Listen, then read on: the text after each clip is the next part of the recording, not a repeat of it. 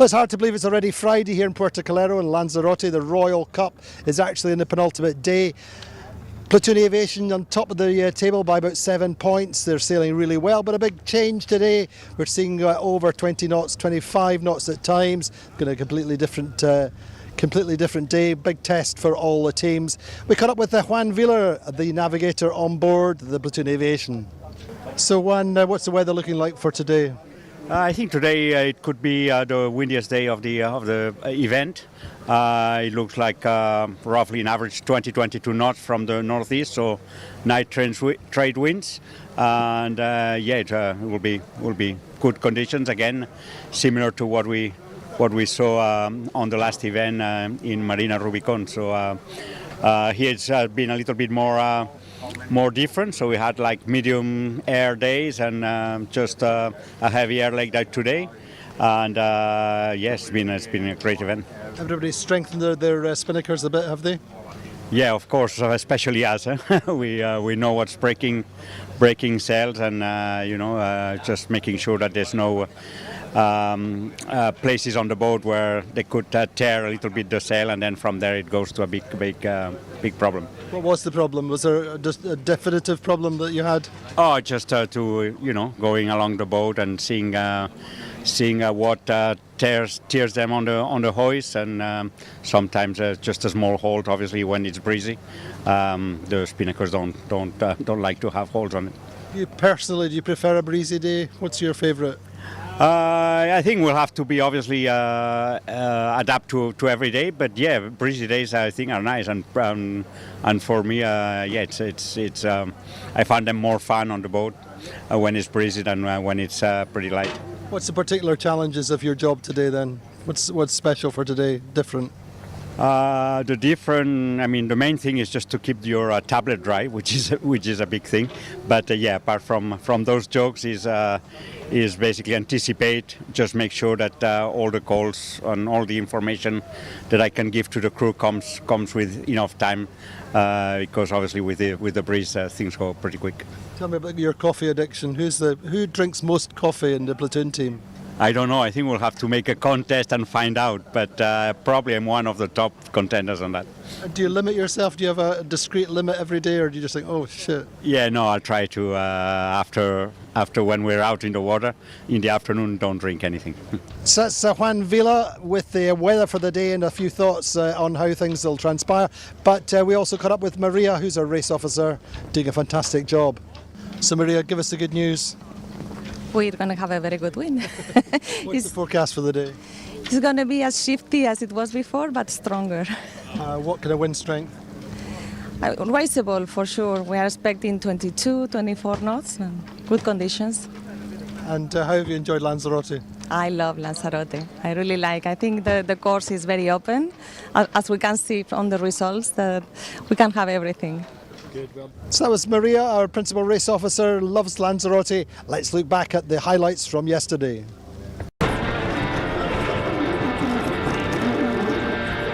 It's the third day of racing here in Puerto Calero, Lanzarote. Beautiful sunny morning, a little bit more breeze on the dock this morning, and a good forecast. 2 good races yesterday. Let's go racing.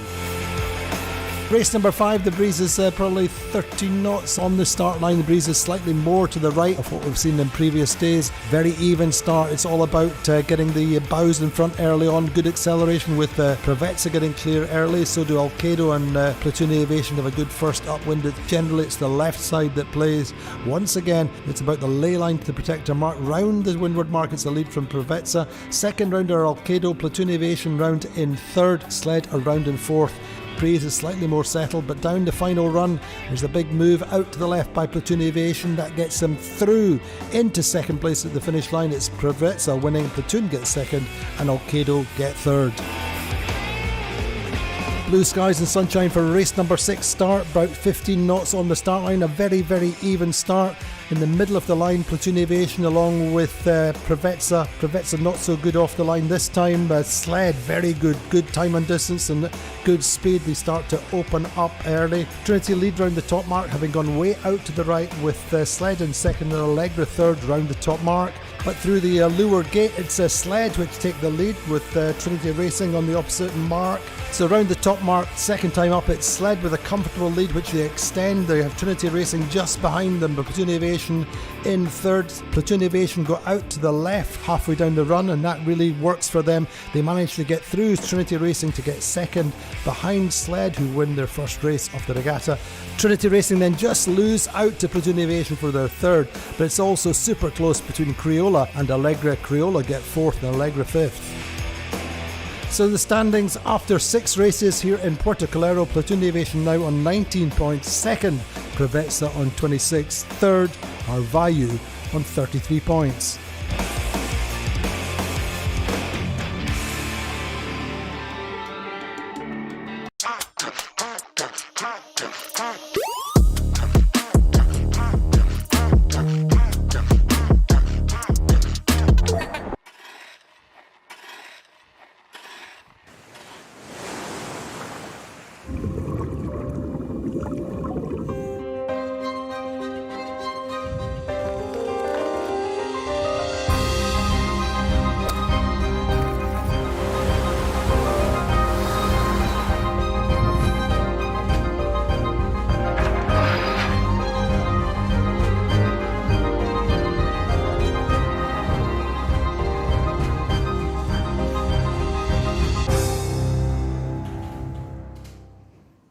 At Palm Beach Motor Yachts, we build for those who lead.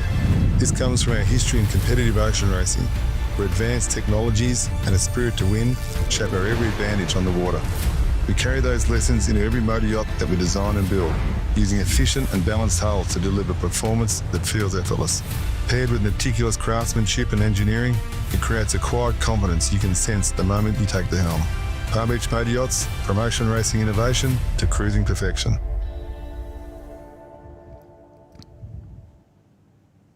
Well, like I said, a very good afternoon. Welcome to Puerto Calero. As I said in the intro, it's hard to believe it's Friday already. We're already at the penultimate day of racing, but it's a sad day for the sport of sailing, marking the passing of King Harold, who was actually one of the sailors who gifted the Royal Cup to the IMS class way back in 1995. He was one of 4 owners: King Harold, Willie Ilbrook, Pascal Landolfi, and Yanis Kostopoulos. So it's a sad day, but it's also a day to mark, to kind of celebrate his life. He was a lifelong sailor, very successful in his own right. Raced in the 52 raced in the original Med Cup from 2006-2007. I'm joined by Rob Wheeland. Rob, your memories of King Harold, what was he like?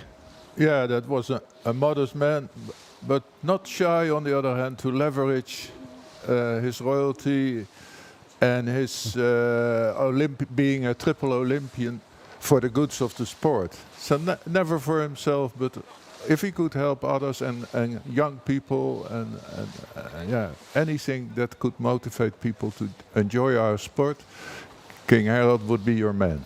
He was a very modest man. I mean, not unlike Juan Carlos at his time. He moved among us as one of us as a sailor.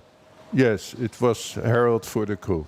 It was Harold for the crew. He loved, and a key point was he sailed with an amateur crew in the early days of the. Yeah, I think that's why his life as a TP52 class member was relatively short. He was with us for 3 years, and he competed in the Med Cup mainly in 2006 and a few events in 2007. Because then already it was quite clear it was becoming dominated by professional crewed boats, and that certainly was not the way His Majesty was gonna play the game. Absolutely, but as you say, he loved to be with his crew. He loved to have a beer and a little cigarette after racing. Yeah, you could meet him. He could contrast to Juan Carlos, who couldn't move without half an army around him. He could sit at any terrace in Palma, and there would be 1 or 2 security in the background, but he would sit there with his crew, wave at you, invite you for a beer, and he had a much more calm life that way. personal note, he was the very first person I ever met in TP52 Regatta. I went down for breakfast in my hotel, and King Harold was standing there getting his Cocoa Pops at the buffet, like everyone else was that morning. So I say a sad day, but also a great life, well lived, and a fantastic seaman and sailor. So thank you so much, Rob. We're going to join Katie then on the water. Katie, how are things looking on this penultimate day? We've got more breeze. We can see that straight away from our fantastic aerial shots. We're expecting a great day of racing, Katie. Hello. Yes, we are indeed. It's a beautiful day out here. The breeze is a lot breezier than what we've seen in the earlier parts of this week. We've got kind of 20 knots, slightly more at times, and a lot more sea state. It's a lot more rolly. We've got a bit of more ground swell, sort of making its way down. But yeah, similar direction. So similar kind of race course, but we've just got the added factor of 20 knots of breeze. It's a little bit flatter than it was in Marina Rubicon when we were there last event.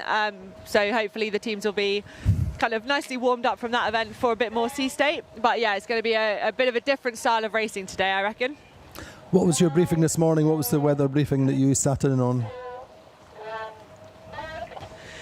Yeah, so it was kind of as expected at the beginning of the week. It's a windier day. It's kind of we're seeing sort of 20-25 knots at points. After 4 o'clock it is dropping off slightly potentially, so it's not building to become kind of unsaleable at any point during the day, which I think is quite good in terms of getting races in if anything happens. But yeah, I think it's kind of a gradient breeze again. It should be pretty stable, and yeah, it's just going to be about managing the sea state and kind of managing the course in terms of the shifts off the shore and whether we're close enough in for that. Indeed. Anyway, at the top of the table just now then, Platoon Aviation had a strong day yesterday, a pair of seconds for them, and so they've opened out a little bit of a lead, some of it gifted to them, if you like, by Provezza, who had that 10th in the second race yesterday. So the standings before we start race 7, well, Platoon Aviation, 3 times winner of the Royal Cup, 3 times world champions, making a charge at the top of the table with a 7-point lead now, 19 points versus 26. Vayu steady yesterday, I mean consistent, but they'd like to do better, but they still held on to a third step on the podium. 35 points for Trinity Racing. They had some really good moments, just unlucky to lose out a couple of times, but 6 and a 3 yesterday is a pretty good average. And Sled coming away with a 6-point day is really good for them. We think they've kind of bottomed out. Certainly they changed or they debriefed their starting, and things certainly improved. Certainly that start yesterday in the second race was really impressive. So they're in 36 points, very much in touch in terms of the overall podium for the regatta. So too the same case for Crioula. Allegre 42 had a pretty solid day, probably their best day of the season so far yesterday with a 4 and a 5. Alpha Plus in 8th, not too far away, 43 points, 46 for Paprec, 47 for Gladiator, 50 for No Way Back, and Alkedo.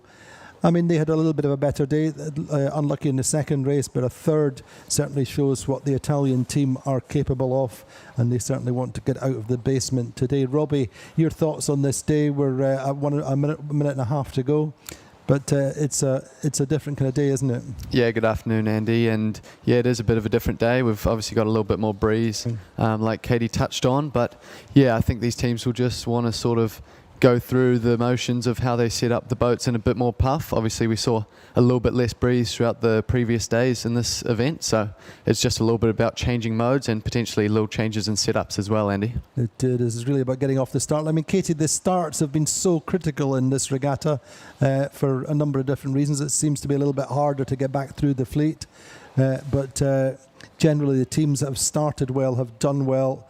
It sounds logical, but it's not always the case. But at the moment, Alkedo well forward on the fleet. Katie? Yeah, I think, as you say, the teams that kind of have started well, it's more about being able to make your own decisions on this race course rather than being at a specific side or at a specific end of the start line. I think on today's course, we have got a little bit of tide pushing the pushing kind of from the pin end towards the committee boat. So I think that might open up the pin end a little bit more. So there should be a little bit more space at the pin end, which is I think why we're seeing so many of the boats kind of, we got half the fleet kind of above the committee boat at the moment. So I'd expect to see quite a few of the boats pinned out at the moment. But yeah, well back. And I think if Alkedo are able to kind of accelerate well with this bow forward, I think they'll do well. And I think they're well bow forward at the moment. As well. They look like they've got a good gap. Yeah, I think Paprec for me looking pretty solid at the moment. That's a really tough spot, isn't it, Andy? It is really for Alkedo. Alkedo were going forwards too early and ending up having to either go back, I'm not quite sure, but so too there's a couple of boats there at the windward end of the line. I think Prevezza, is it, presumably? Yep. And also, actually, isn't that Platoon Aviation? Platoon Aviation as well. Yeah, so they got held out. In the end, a general recall, which is, I think, a blessed relief for the regatta leaders and the Prevezza, and I think that was largely precipitated by Alkedo, Robbie, wasn't it? They were too far forward. It's and really they pulled the fleet forward, didn't they? Yeah, exactly. Yeah, if you see a boat that's sort of advanced on the fleet, then you sort of second guess where you are in terms of the time in the line as well. So that just sort of drags the game forward, and everyone dragged up to a little bit too much. So they'll definitely be happy with that general recall being on board Alkedo Setala. I don't know what there is to learn off that start line, Katie, from that start. Anything significant you saw? I mean, again, it's interesting to see that Prevezza and indeed Platoon Aviation trying to start on the boat end of the line. Katie. I think there's quite a lot to learn from that. You can obviously the majority of the fleet wants to be up towards that boat end, but it does mean that if you are, there is a lot of opportunity down towards that pin end if you want to start maybe potentially a lower risk start. It also kind of shows me the way that all of these all the teams are attacking the day is kind of like it's breezier, and they've not paring it back at all. They're not like chilling out. They're like, right, no, okay, we need to hit the ground running. We need to come out all guns blazing here. And I think, as you can see, all of the majority of the boats are kind of continuing on to do a little bit of a tuning run off this line, even though there's a general recall. And I think that's you see that quite often. I mean, in the pre-start, in all of everyone's pre-start routines, they do normally do lineups with other boats, but it's quite hard to replicate having to line up off a start line where you are in really tight lanes, and it's quite hard to really replicate that. So actually being able to use this general recall as a kind of final check-in to just check that they've got the modes that they want and they've got the boat set up correctly, I think that's why we're seeing all of the teams carrying on for a bit longer than you kind of would expect for a general recall. But yeah, I would expect potentially on this next start maybe a little bit more spread down the line, the teams kind of maybe clocking on to that the tide that's kind of pushing them up. There was no gaps at that boat end, and I think it was pretty obvious that no one was wanting to be second or third row at that end. So I would expect the next one there to be a little bit more of a spread all the way down the line. Indeed, but at the moment we're waiting for the restart. Things a little bit heated on board Platoon Aviation. I wonder whether they've got a problem. Not sure, but certainly they're trying to settle down. But in the meantime, it seems, Robbie, that nobody seems to want to start right on the pin. Crioula once again, same as they did yesterday, starting at the most left-hand boat. Yes, indeed, the toolkit coming on board Platoon Aviation. Let's just wait and see. So that certainly the general recall is a welcome opportunity for Platoon Aviation. Let's see how that plays out. I certainly saw them bringing a winch head on board early this morning, but these technical teams and the boat builders and so on can deal with any eventuality in a matter of minutes. Usually, Robbie, it's like the pit crew in F1, isn't it? Yeah, absolutely. They're getting in there, and these guys like these sorts of things. If there's a problem, they're really solution based and they really want to fix it. So they absolutely just get in there. The rib drivers take them over. Hopefully it's just a quick deal, a quick fix, and there's a bit like a pit crew with them just in and out, and making sure that these sailors can perform the best with their boat. So, Katie, yes, a better day yesterday for sled. The said they seemed to don't think they had a particular problem with starting, but I think probably illustrating what Vasco was saying yesterday, that you really have to start well so that you can make your own decisions. And I wonder whether that was maybe the sled team ended up having their decisions made for them because they weren't starting as well. But yesterday a 5-1 is a signal of where they want to be, Katie, isn't it? Yeah, for sure. And I think if you're not starting well in this fleet, because the standard is so high, it's really hard to get those places back. I think if you're starting badly at the wrong end of the line, I think that's kind of way worse than if you're starting well and giving away a little bit of the bias end or a little bit of the favoured kind of side of the line. And I think the start is super critical to be. If you can start well and get yourself at least kind of in the mix at that windward mark, it's for a team like Sled that we know are super powerful and they've got really good speed and they're pretty good at keeping clean, generally speaking, although we did see them, they have had like a couple of penalties, I think at least one penalty this week. I think if they can get themselves starting well and up in the mix to be able to kind of attack at the windward mark, then I think that is that's kind of a safer strategy, and I think that's what they've kind of started to we saw them doing more yesterday. They were definitely putting themselves more in positions to be able to attack from the front rather than playing catch up off those starts. Or going out more to a more extreme side, as it were. Anyway, just confirming that Platoon Aviation asked the race committee for 5 minutes just to affect or deal with their problem, and we're expecting a warning signal at 13:20, so a little bit of time to play with. But let's look then at the circuit standings for the moment. Things changed significantly since we got here. Platoon Aviation actually taking over the lead by virtue of countback. In fact, and that works that they're the team which are leading this regatta. It's always who's won the last regatta, and then the most regattas or placings in the regatta. So Platoon Aviation taking over the top of the fleet for the first time since Puerto Portals, which was won by Sled. Sled have led all the way through the season, and so that's a little bit of an emotional blow for the Sled team, but they're fighting, and it's going to be a fascinating couple of days. Alkedo Setelar moving back to third because Paprec have been had a little bit of a tough regatta so far, but not as bad as Alkedo. But however, it's super close now for third, fourth, fifth, sixth. All the way down. So Alkedo, then the Italian team, at 195 points. Trinity Racing climbing the circuit standings to 203, along with Paprec, who have been our follower since Marina Rubicon. They really need to start popping some good results in. Alpha Plus moving up, Preveza also moving up, but they're all tied together. They're 214, 215, 215 for Alpha Plus, Preveza, and no way back. Then a little bit of a gap back to Crioula and Vayu, Allegri and Gladiator. So Robbie, it's everything to play for, really. It's a great battle already between Platoon Aviation and Sled. It was kind of strange in a way, ironic almost, when we had, certainly in the very end of the regatta, Marina Rubicon, Harm was saying, well, 17 points is nothing, we can bring that back in 3 days. 3 days of good sailing, and they've done it in 2 days.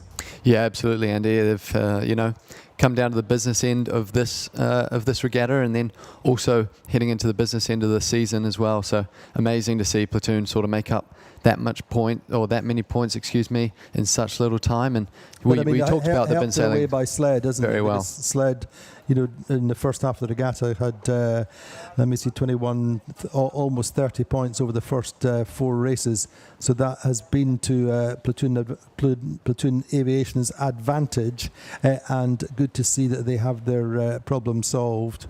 Yeah, it's almost been a swing, hasn't it? Preveza, Platoon, sailing very, very well, and then equally Sled not having their best regatta. So it's been a big swing, and then hence the tied on points in the season. But for me, Andy, after yesterday, Sled doing a really, really good job. I think they're going to pick up a bit of momentum. Obviously won the last race yesterday, so just watch out for them in these conditions, and we'll see how it sort of plays out.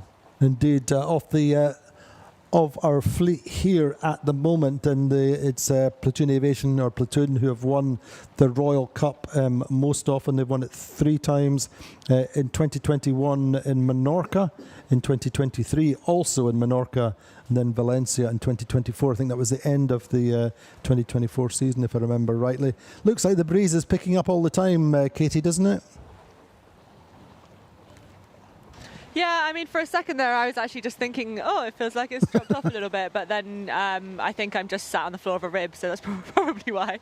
But yeah, I mean, yeah, I think it's supposed to build until around 4. I don't think it's meant to get much more than what we have now, so sort of 20, maybe 25 knots at points. But I was talking to some of the guys on the Gladiator chase. They were kind of telling me what the wind speed was on the way out, and they'd seen as low as 16 at points, but they were more consistently 20 to 25. So I think there is still actually some holes out here. And I mean, when I just said there was less breeze, it does at the moment feel like it is a little bit softer. But I think further up the course, you can kind of see on the shots there on the live stream that there is kind of bands of pressure, and it is pretty fruity out here, but there is still the holes, which means the transitions between those modes are going to be equally as important in this windy stuff as they are in the lighter stuff. But that might be more geared towards handling the gusts, potentially, if the gusts are quite big, compared to managing the lulls, because you're still going to be fully powered up in the lulls. 16 knots is still fully powered in these boats, so you're still able to push, as opposed to kind of yesterday when they were getting, and the day before when they were getting a lot lighter lulls. They're no longer fully powered. They have to really find that power. It's kind of the opposite today. They've got the power in the lulls, but in the gusts, they're going to be overpowered and wanting to be spilling power, so they need to make sure that they can manage those gusts, and they're going to have eyes out the boat the whole time, kind of looking at the pressure that's coming.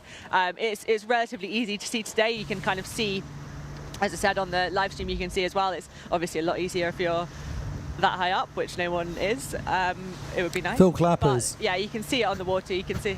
Yeah, Phil Clappers, exactly. If he's not calling breeze, then that is a missed trick. There's a missed opportunity. It's funny. But yeah, it's easy. It's pretty easy to see. Indeed, and then the other end of the scale, with all due respect, you've got Colli Parada and Victor Diaz de Leon. It's a fantastic range of sizes and strength and abilities, and it's great to see everybody operating at 100% all the time. And this is going to be an exciting day. I can feel the adrenaline just lifting as the gusts come down off the hills there in the background. But interesting. There's a few teams that really have to perform a little bit better. No Way Back, just in our shot there. They've been a little bit up and down, and generally Robbie tended to fade a little bit as the races go on. Yeah, I think that Terry and the No Way Back team would have, wanted to sort of start the races a little bit better. I think just in terms of how they've been going, I think they've been sailing well, but it's just sort of that first initial jump that we sort of mentioned about that first bottom third of the start line and really trying to break free, because we have seen them break free and then they have turned it into a good result. Mm-hmm. Yeah, I think so. Anyway, on board with Trinity Racing, just interesting that Ed is on the helm. I think just he's looking round, and Jake Lilly there, I think, gives him a kind of, he's not a strategist, but he's got a great eyes for the breeze, obviously, and a former Finn sailor of very, very high level.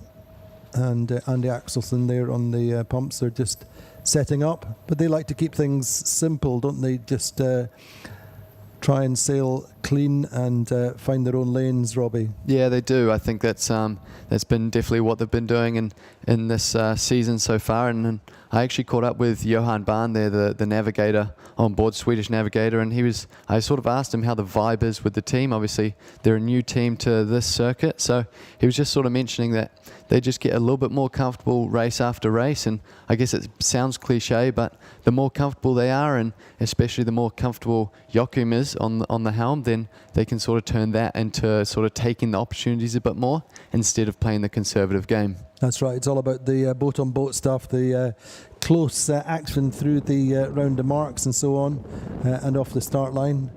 And we've seen time and again that Ed Baird likes to pick a spot close to the boat, occasionally down the pin end, but more often than not, they start at the boat end of the line. Back on board then with the Paprec.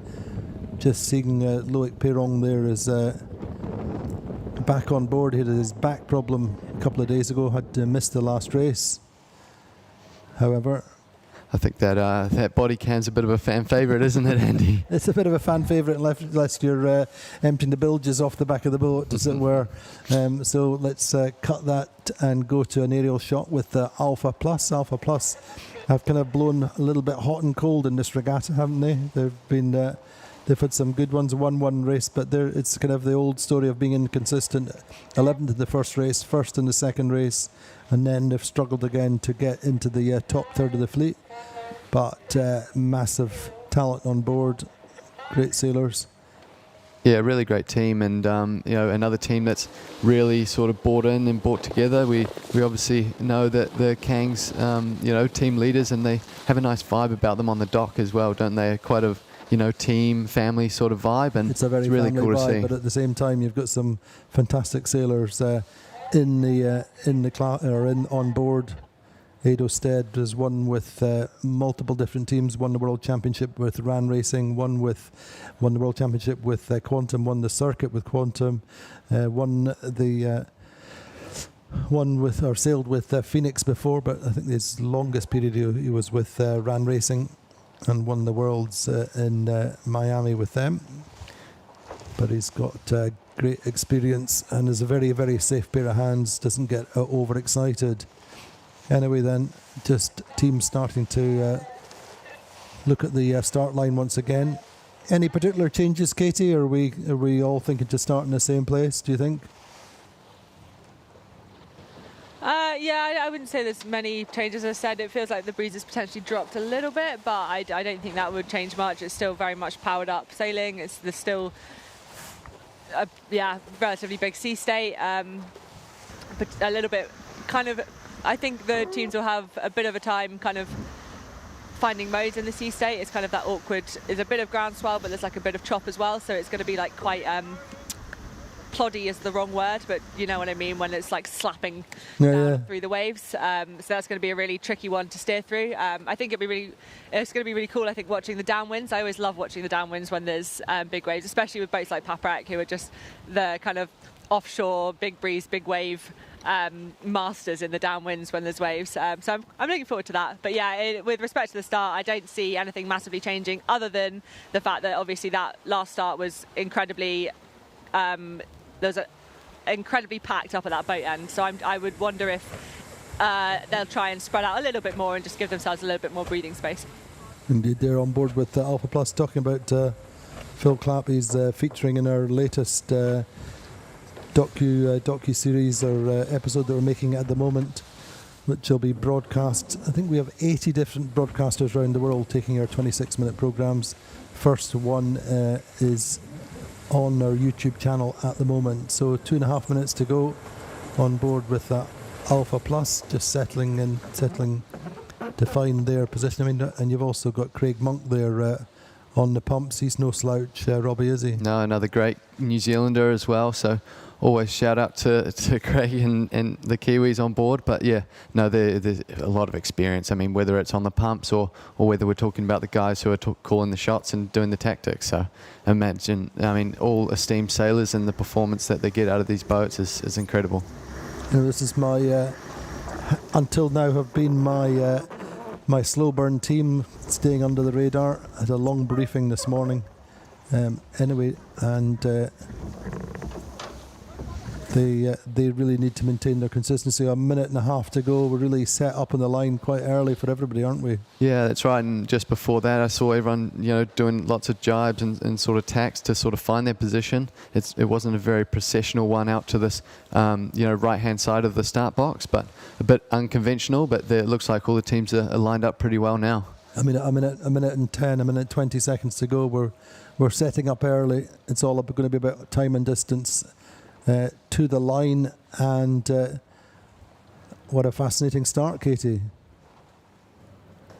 Who's up at the... Yeah, for sure. I mean, it's Go on, Katie. Yeah, I was just going to say, the boats are all lined up super early. We don't often see the whole fleet lined up like this really early, and it's really interesting to watch kind of how they manage their slow boat manoeuvres, whether they're happy with their gaps. I mean, it's completely at this point the same as dinghy sailing, where you're kind of trying to create as big a gap as possible. You're trying to slow the boat down. You're trying to kind of gain height where you can from the boat below. But yeah, everyone creeping forward towards the line now. To me, everyone's looking quite early again. I'd be, especially kind of the likes of Paprec, this pin end looking pretty congested now. It looks like there's a bit of a gap in the middle of the line. But yeah, I think it's looking going to be, I reckon there's going to be a couple of boats over here. Yeah, 10 seconds to go. It's all on Paprec, isn't it? Very close, aren't they? Yeah, it's going to be too difficult. There's no space to get the bow down. They're just going to have to take them, suck it up. Also, just to weather, is that who's that? Just to weather, they look to be over and going back or coming down the line. Vayu it is, and on the pin end, actually, Trinity Racing getting away quite nicely. Paprec are going to have to go back. Crioula, isn't that just a windward who are about two boats? I think that's Provezza there, Andy. Alkedo over the line, and Paprec are over the line. And that was, it's one of these things, Katie. Unfortunately, it's a lot of that is down to experience of the drivers and the helmsmen, the ability to sail slow. I mean, present company, Paprec, the exception there. But and ironically, actually, Trinity Racing, who have made the best start towards the pin end of the line, no way back. Case in point, also just very slow in tacking over, and actually Harm and the Platoon Aviation team seem to come away from that quite nicely. Sled going well, tacking off onto port early. We've got pace.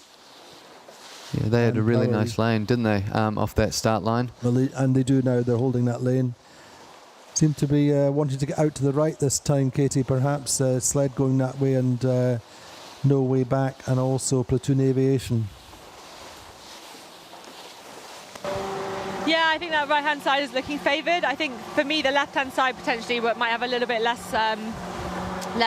sea state, but evidently it's probably not different enough to make that difference. I think really nice start from Trinity, as you said. I was kind of, as I was watching their start, they looked like they bore down quite early, and I thought that they had maybe were having to bail because they were underlaying, they weren't quite laying the mark, or they thought they were a bit early, but they did a really nice job of kind of realising that they were potentially a bit too close to the line, or realising they weren't where they wanted to be, went bow down early to kind of give themselves space to then run up, and they just really timed that perfectly, and I think they've absolutely nailed that start.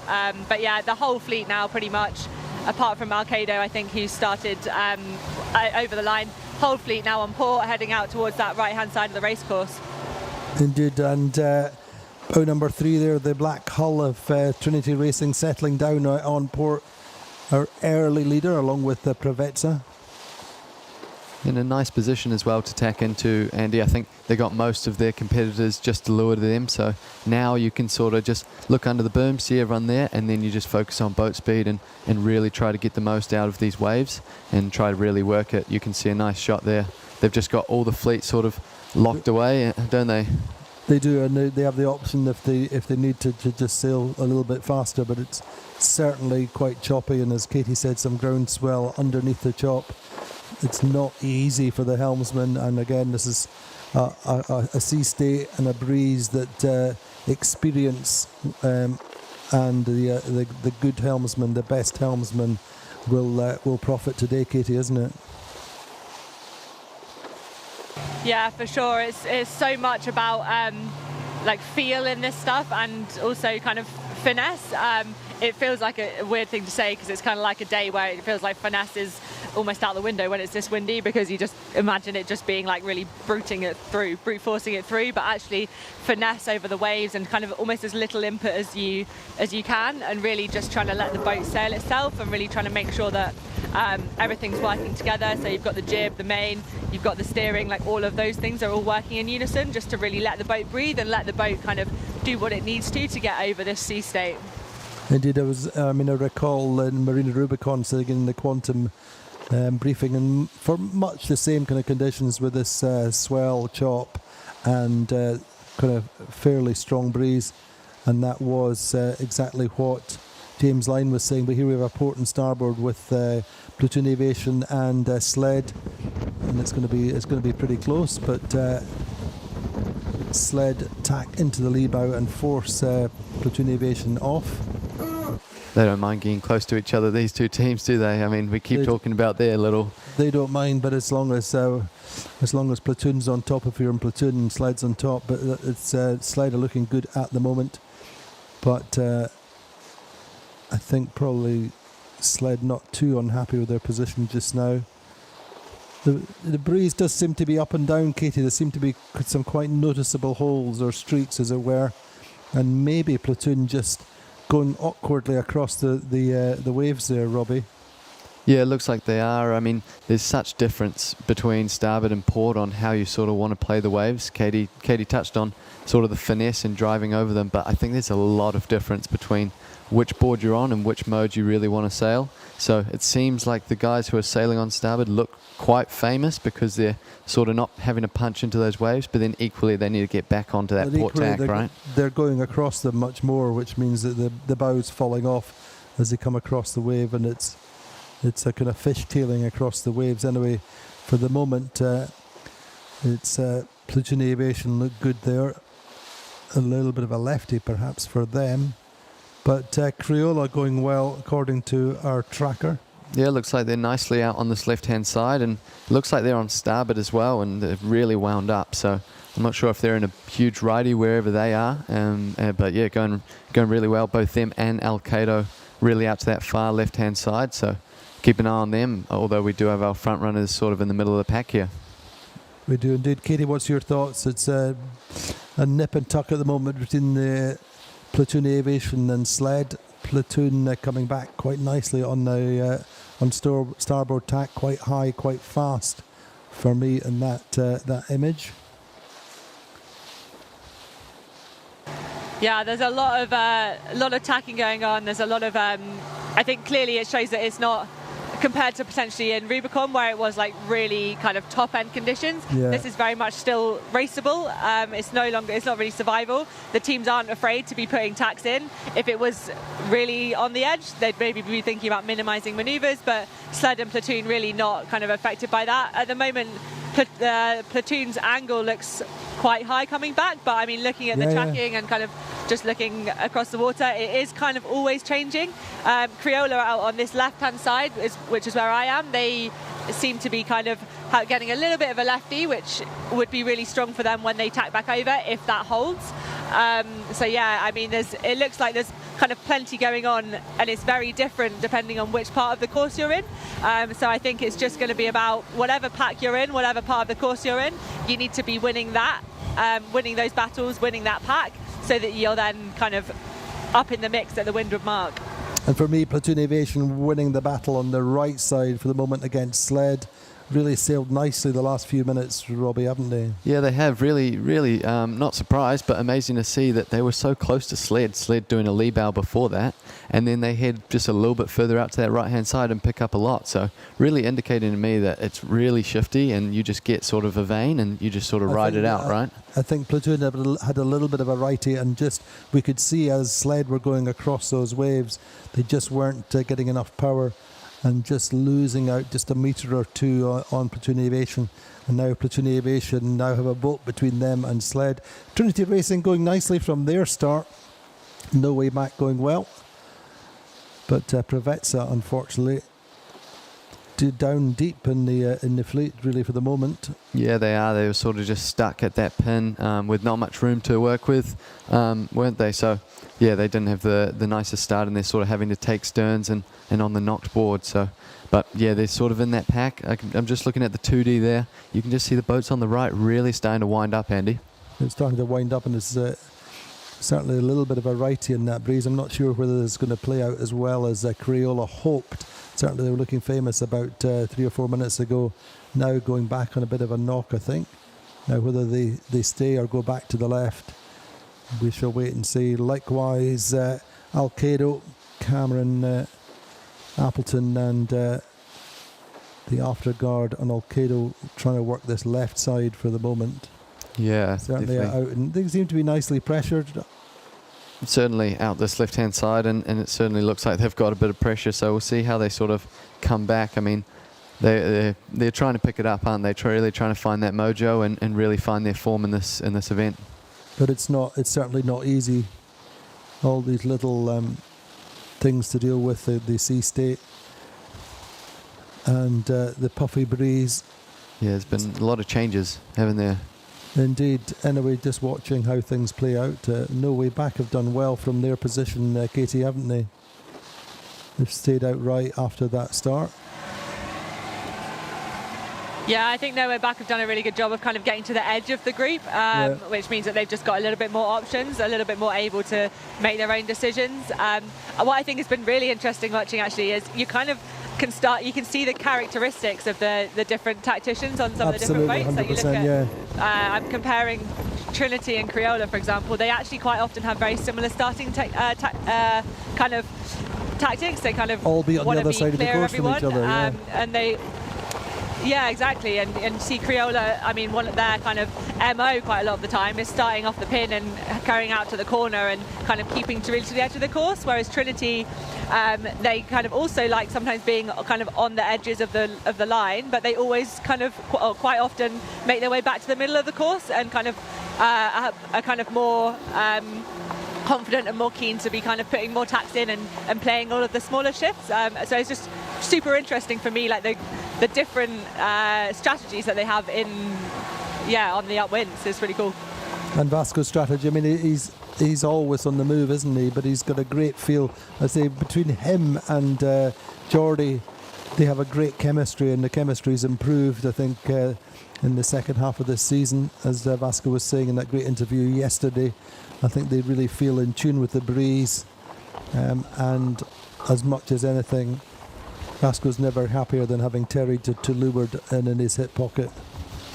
No, they've been sailing amazingly, haven't they? I mean, we saw them in the last event in Rubicon, and maybe they had a few issues, but they're always up there, always sailing really, really smart. And we mentioned it, another team that's been around for a long time, and they really know each other, like you mentioned, Andy. So they've been sailing really well. They did. It's a bit of a dream team afterguard. And it was interesting yesterday to hear Vasco paying great tributes to his fabulous navigator, Juan Villa. So there we are on board. You can just see Vasco watching all the time for the breeze and every little change, with Jordi on his shoulder. And Harm, it's all about filtering out some of the noise and keeping on the numbers. And we've said many times before that all the sailors who sail, all the top pro sailors, America's Cup winners, ocean race winners, always compliment Harm as one of the best helmsmen in the fleet, bar none. He's a lifetime of racing. Yeah, it's great to see an owner, helming the boat, but also putting so much time and effort into doing these seasons and carrying on with his team. So, yeah, full credit to Harm to be able to steer and have all these guys around him to have the information, but like you said, potentially block a little bit out and just focus on what he needs to do to make the team better as well. Indeed. So, Katie, what's Platoon Aviation looking strong and in a dominant position out to the right of No Way Back and Sled. Vayu in fifth, further to leeward. Trinity and Gladiator having a hitch out to the right. I mean, Trinity have gone from early leaders to 10th, Katie. That's the measure of this fleet and this shifty breeze. Yeah, for sure. And actually, I was literally just kind of thinking about that, and I was looking at the group that is kind of in sort of 10th, 11th, 12th, and 9th as well, like Crioula, Gladiator and Trinity. They all started at that pin end, and they were all the furthest left boats up to start. But we saw that everyone tacked onto port pretty much straight away. And it seems like the boats that were... Oh, sorry. Just being throttled by my by my button here. The boats that were able to tack onto that, the winning shift earliest, seem to be the ones that are kind of coming out in front now, and I think that's kind of reflective of the kind of day it is. You need to be tuning into these shifts quickly. It is really shifty out here, and you need to be kind of the first ones to be able to make that right decision, and then everyone else follows you, because if you're not getting in phase straight away, then you're going to end up losing out. Correspondingly, look at Prevezza. I mean, it's only a few minutes ago that we we were berating them or reflecting how they had dropped all the way back to 11th at one point, and they're now up to 5th. Although they don't have a great position in that group. You know, they're to leeward of that group. It's all, a lot will depend on what the group to their right, what happens with them. Yeah, and those guys just on the left of them, just to windward, they'll be coming in with a bit more pace if they're a little bit overstood that sprinter mark as well, right? Principally looking at Vayu against Alpha Plus at the moment, but Vayu have a reasonable lane out there. Alpha Plus just tacking underneath them. Old rivals, but it's great. It's interesting to watch Manu Weiler. He's just talking to the helmsman all the time, just saying what's going on. Again, another tactician who works alone, as it were. He certainly doesn't work with a strategist, same as Ed Baird, and that certainly works for Manu at the moment. Yeah, and you see Palm Green there, the mainsail trimmer working really hard. Obviously, they had Alpha Plus just tacked to leeward of them, and you could just feel that the core was, you know, sticking into a high mode here, and you see him just bring the Traveller up, put a bit more main sheet tension on, and really try sticking in that high mode. It looks like they've done a good job at that as well. It does a little bit, but Platoon Aviation still holding on. Presume you're at the weather mark, Katie, and waiting for the first boats. Less of a prevalence for boats coming in on the on port to the protector mark, isn't there? We can see Platoon Aviation there, only no way back coming up as far to windward at the protector mark. Yeah, it looks like, just looking at the tracking and the angles, it looked like where they tacked, they kind of were closer to the ley line, but it looks like they've got a little bit of a righty. It looks like they've got a bit of a header coming back here, which does then open the door for that pack on the starboard ley line early, a little bit to get a bit closer to them. But I think, yeah, Platoon really nicely positioned themselves. I think it's going to be pretty close with Platoon. No Way Back is going to be relatively close behind them, I think, but I think it'll be interesting to see what they all do on the downwinds, if they have had a bit of a right shift, and also if it is shifting that much, whether the shifts are worth taking on the downwinds as well, or whether because it's breezier they want to be keeping it simple and they want to be minimising manoeuvres. So I think this is going to be quite an interesting downwind to see how that plays out. It is absolutely, but it's bow number 2, Platoon Aviation, 3 times winner of the Royal Cup, coming round the windward mark with the lead. But it's very, it's not only shifty, the breeze is up and down all the time, and you really want to come in with wind pressure. Not sure that Trinity are going to get profit from their position just now, but anyway, there we go. Platoon Aviation round first, No Way Back round in second. Actually, Pravetsa get round in third, which is a great recovery from them. Really using the shifts well. Crioula in that mix. Yeah, I just want to say, Andy, a seriously different upwind to what we've been seeing these past few days. It wasn't the left that really came out. And looking like a penalty there for Allegri. Yeah, potentially. I mean, they did so many tacks, didn't they? All this whole fleet up this upwind, and then now they're getting a bit of a lefty. So Gladiator's struggling to make that top mark as well. You mentioned Allegro with the penalty. Really, really close for these boats. I mean, it's shifting all the time. It is indeed, but Gladiator getting away with that one. They had rights. I think Alkedo Setelar coming round as well. You look at Alpha Plus there as well, Andy. Vayu just coming round behind. Alpha Plus, as you said, just behind, I think, having to take a penalty as well, potentially. But and Gladiator main ragging there a little bit, just trying to keep the bow up as they get through. Yeah, amazing comeback for, you mentioned Pravetsa. Amazing comeback from them, wasn't it? I mean, just Indeed. to sort of pick their way back. And Sled losing out a little bit on that final approach, weren't they? They were up in third or fourth. So Yeah. credit to Pravetsa and Crioula, both getting round in third and fourth there. But a big advantage to Platoon Aviation is if you come round that windward mark and get a puff and just gives you a great jump. We heard that the other day from the guys on Sled when they won their race, that it was came round in a puff and suddenly you're pulling out an extra 20-30 metres. But it's over 250 metres just now for Platoon Aviation, and really dictating terms to the fleet for the moment. Pravetsa jibing off as No Way Back just keep following, Robbie. Yeah, I wonder, I mean, obviously we saw the boats, majority of the boats go to that right-hand side and profit. So it's interesting to see Preveza wanting that early jibe just to sort of get out to that same side. It'd be interesting to have a look just at the boat speeds as well. I think Preveza just have a little bit more pressure out there. I think they did. I think that the same thing is true as we've seen, even though there's more pressure and a slightly different wind direction. I think you want to be working the high right, looking upwind is where the gusts are coming from. So in general, working towards that to get the gusts earlier, and that's what Preveza have done in the short term. No Way Back, I think, have carried on, haven't they, Robbie? Yeah, they have. No, they're heading out there, and they also have Crioula as well. You sort of see the GPS sort of putting them up in the fleet as well, so potentially a little game for them continuing, obviously not doing any jibes, so not losing anything out of that. You see them just sort of carrying on and really trying to sail the boat in these waves. Indeed, but I think it was kind of jury's out for Preveza, where they were, seemed to be a little bit slowed, but just coming into the stronger breeze coming into them. So considering they were third at the top mark, losing out a little bit over that side, but it may be an investment for the future, as it were, Katie.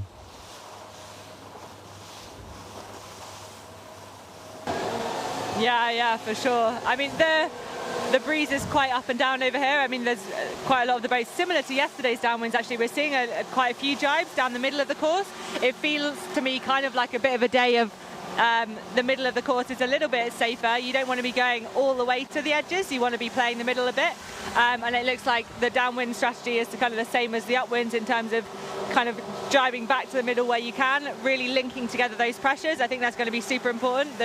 The difference between the lulls and the gusts is quite big, and I think linking those pressures together is going to be really important for this down. But for sure, the speeds have ratcheted up compared to what we've seen so far. Stronger breeze, more exciting racing, and Platoon Aviation profiting for the moment. And No Way Back giving chase, pushing putting the pressure on the German team.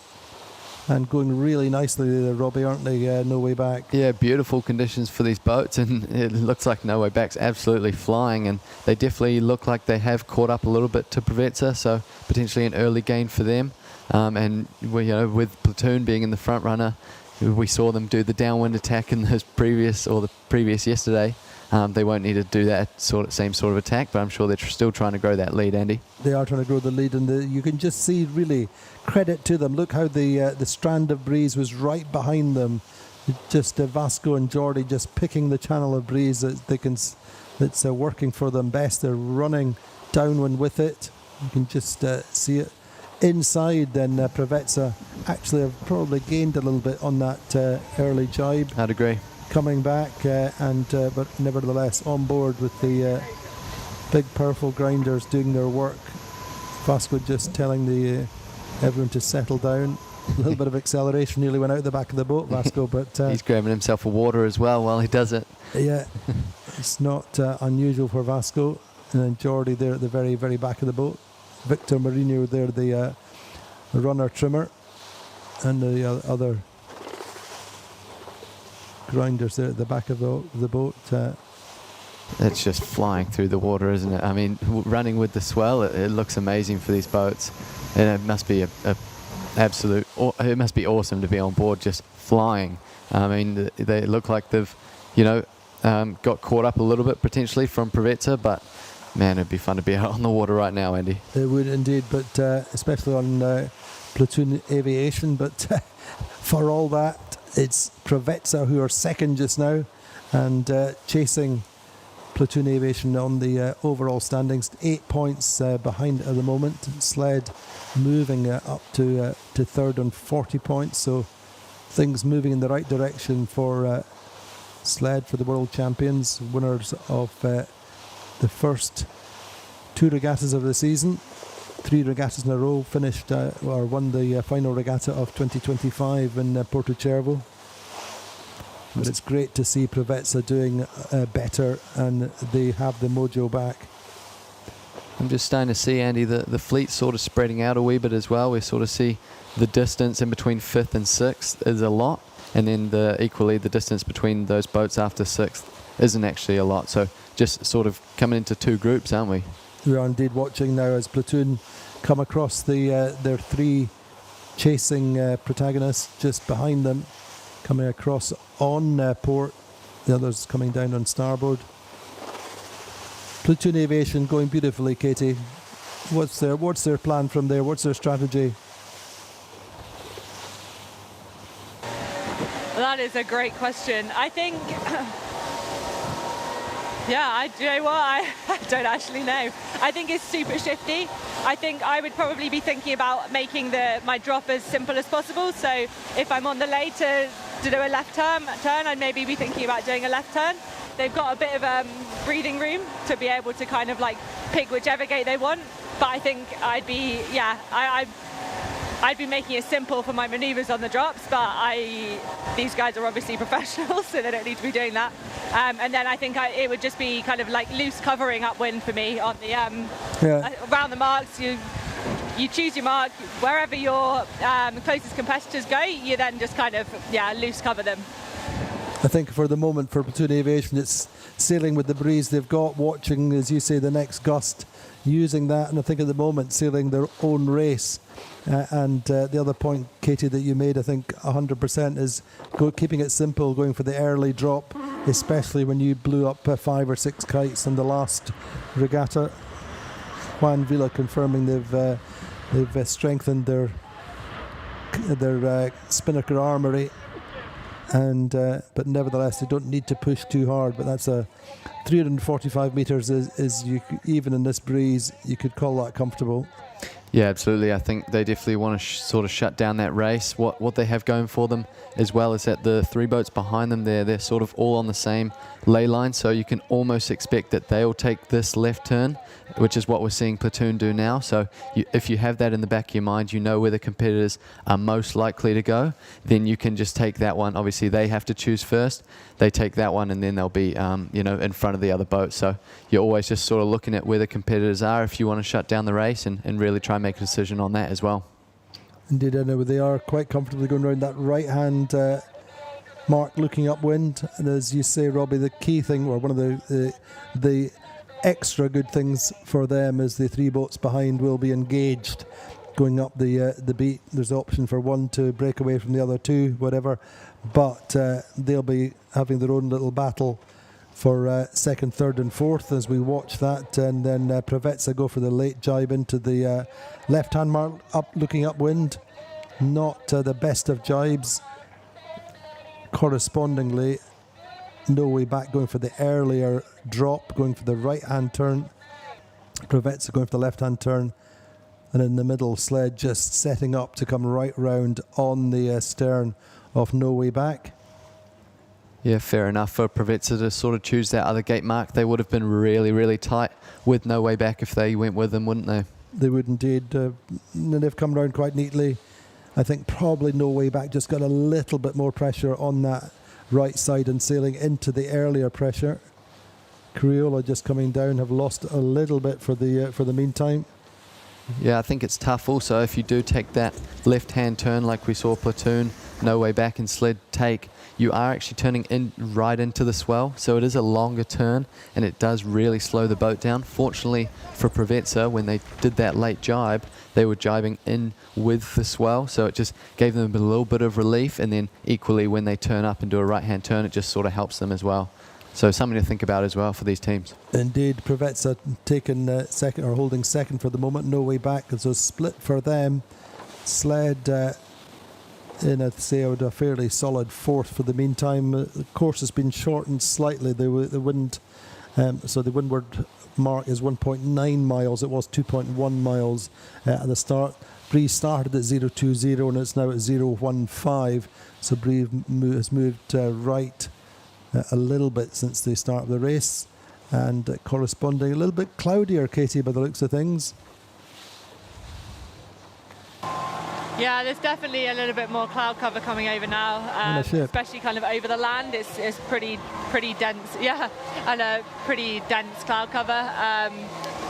Yeah, less and less blue sky. It's looking like, in terms of the breeze, I think potentially that right-hand side Platoon looks like they've got a little bit more speed on the likes of Pravetsa and Crioula out on this left-hand side. So I think Platoon, kind of opting for the side that they potentially thought had more pressure, easier manoeuvre at the bottom. And as kind of expected, I think it looks like they're just now loose covering the fleet and trying to just make the decisions based on what wind they've got. I think for them now, I think the loose cover is a good defensive move, but I don't think they're going to be losing sight of attacking on their own shifts as well, because we saw in the first upwind the pressure is different side to side, so whatever the boats on the further left are doing, they might be in different breeze, so it's not always necessarily sensible to go for like the full cover on the rest of the fleet. I think for Platoon, they've got a big enough gap that if they are able to kind of almost act as if there's no one else on the course and just kind of take the shifts when they come and tack on them and figure out their quickest way to the windward mark, I think that is probably what they're thinking right now. Indeed. In the meantime, Preveza giving chase a little bit further to windward. And it's great to see both Preveza and Platoon Aviation doing well in this race, in this regatta. Teams which have struggled at different times. Certainly Platoon Aviation, I think, coming into their best form. Always seem to be the second half of the regatta, in fact, the second half of the season always seems to be their strongest. They always seem to be able to close down points. And we saw that in the 23 season, wasn't it, when they came from behind, overtook Gladiator in Valencia to win the title along with Preveza. Anyway, looking at the standings just now, if positions stayed the same through the finish line, then it would be Platoon Aviation leading on 28 points for Preveza, 39 points for Sled. Crioula would move up to 41, and Vayu dropping from 3rd to 5th on 43. But a couple of little recoveries there we're just seeing interesting, considering Paprec had to come all the way back. They're up to 7th. Gladiator also going a little bit better. Katie up to 6th, considering they had not the best of starts. And correspondingly, or in contrast, Vayu and Alpha Plus in particular. Trinity dropping down to 9th at the moment. But a better day for Gladiator so far, fingers crossed. Yeah, I think they did a really nice job at that windward mark of they were in a lot of congestion, and when they went round they had boats above them, and I think they made the decision to jibe, to jibe and then hoist. It wasn't the best hoist. It looked like their kite had a bit of a wrap in it, so it was a bit of an hourglass for a while, so they were a bit slow. But I think just freeing themselves, it allowed them to kind of make the jump on the rest of the boats on the other side of the course on that downwind. And I think it looks like their decision making today is kind of, I mean, I don't want to tempt fate, but yeah, it looks like they're kind of, their decision making is more, it's happening earlier, and it's looking kind of more confident. And then Paprec, I mean, I'm not surprised honestly that they've kind of managed to claw their way back in these conditions. This is their kind of, I'd say their best conditions for me. I think they're super strong in these conditions, especially on the downwinds. So I'm really not surprised that they're managing to chip away and claw their way through, and I wouldn't be surprised if they managed to chip away some more. But interesting, just looking there in the tracker, the left working a little bit for Sled, seem to have got themselves up to 2nd for the meantime. But at the same time on the right, there seemed to be a little bit of a righty. So maybe temporary. Robbie, what's your thoughts? No, I was just thinking about Preveza and where they came from. They obviously made that initial gain. They went round the gate at the same time as No Way Back, and they made that initial gain out the left. And then equally, Sled have now gone out to that left-hand side, and it looks like they've made a little gain. So potentially we're seeing, just the little advantages going the way of the left-hand boats, but also we saw, quite big. It's also all about the approach to the windward mark, because there seems to be a different breeze. You very often get the right-hander. We saw right-hander the first time up, but there was less pressure on the left coming in, but very often, seemed to be a little bit of a knock. So in the meantime, it's Sled who have profited, but whether they'll be able to hold that all the way up to the windward mark will be fascinating. But and in actual fact, probably Platoon Aviation have just lost a little bit of their lead, Katie. Yeah, I think it looks like they got caught out on that right-hand side a bit far. I mean, it's all going to completely kind of change again a bit more on the top of this beat. I'll be interested to see whether if they get the cross on sled, whether they then kind of shift into a more defensive kind of tacking on them. We might see them kind of going super aggressive defensive and tacking on top of sled and Crioula and kind of forcing them into a bad lane. But yeah, it looks like they had a super substantial lead at the bottom. They did a really nice job on that downwind. They're still comfortably in the lead, but I mean, positions change all the time up here. You can lose. We saw yesterday, I think was it Provetsa? I think they had a really large lead, and then all of a sudden it was gone in the top third of this beat, and it looks like that's kind of what we're seeing. And sleds seem to be on a bit of a rampage at the moment, so we'll see whether they kind of keep charging and can manage to charge through Platoon.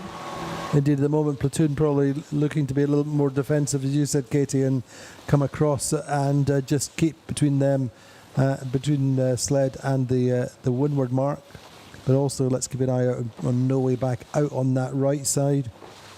We've seen a righty, a lift coming into the top mark, so all to play for. There's not very much in it at the moment. I was just having a look at the speeds there, Andy. And it just sorry, Katie, you go ahead. No, I was just going to say, I think as we've seen that left-hand side being strong as well, I think it's also worth watching Gladiator and Trinity out on this left-hand side compared to Professor and No Way Back on the right. If Platoon have kind of lost that much of their lead on sled by having the split, we've kind of got the same split a little bit further down the fleet as well, so it's just worth keeping half an eye on how they come back together at the top as well. Yeah. Indeed. Sorry, go on, Robbie. No, I was just going to mention the speeds there. It just looked like No Way Back and Provetsa had a little bit more. They were just sort of tickling that 10 knot mark, so just a little bit more than the boats out on the left-hand side. So just potentially a little bit of difference in wind strength as well. I think so. We'll see how that plays out. But for the moment, Platoon, I think being a little bit more defensive vis-a-vis sled behind them and to leeward. Crioula still strong on the left. But we're keeping our eyes on No Way Back and Provetsa on the right, on board with Crioula. They've been sailing really well. I mean, they sort of just got in touch with this sort of top group just on that downwind, didn't they? And now they're just really hanging in there. They did, very much doing their own thing. Gladiator hanging in there nicely, but there's a big gap really between Provetsa and Gladiator in terms of distance. But that was what Katie was saying earlier on. So coming up to the second windward mark, we're in race 7 here at the Royal Cup in Puerto Calero in Lanzarote. We've got the probably the strongest average wind speed we've had so far this week. Expect to get up a little bit more, maybe for another couple of knots for the next race. But certainly some of the most exciting racing we've had here in Puerto Calero is a relatively slow burn start. We started off in probably 10 to 12 knots, 13, and now we're certainly above 20, 21, 22 knots. It's probably a mean wind speed at the moment. So some great racing, Robbie. No, that seemed to be forecast as well. So yeah, it seems to be right on cue, and nice to sort of have a variety of conditions, isn't it, for all these teams, just to see how they fare in different conditions. That's right. Just watching then No Way Back versus sled, I think, is the interesting one. I think Platoon Aviation should get round this top mark comfortably. Provetsa in that mix. Just watching then as Colli Parada keeping an eye on the No Way Back to their right. How's the breeze looking at the top mark, Katie? Let me just stand up and have a look, Andy. Oh, it's pretty breezy. Pretty fruity out there, to be fair. Not quite as tall as Phil, so can't see quite as far. But it looks like there's a bit more pressure coming down that should kind of be hitting the boats just as they're getting towards this windward mark. There's a bit, where I am at the moment, it's a little bit lighter, but I can definitely see a bit of a gust line kind of just above the windward mark that I think is going to come down and get into the boats. We'll get that for when they round the windward. Will be interesting to see whether it's a shift as well or if it's just pressure, because that could dictate kind of the type of rounding that they all do. So everything going well on board the Platoon Aviation, the regatta leaders. Katie, a few words about the ambience here. I think this is a venue that a lot of the sailors know really well, and also all the containers are side by side. There's no hiding place, and there's a great opportunity for all the sailors to integrate and to chat. And I think it's an interesting point, isn't it?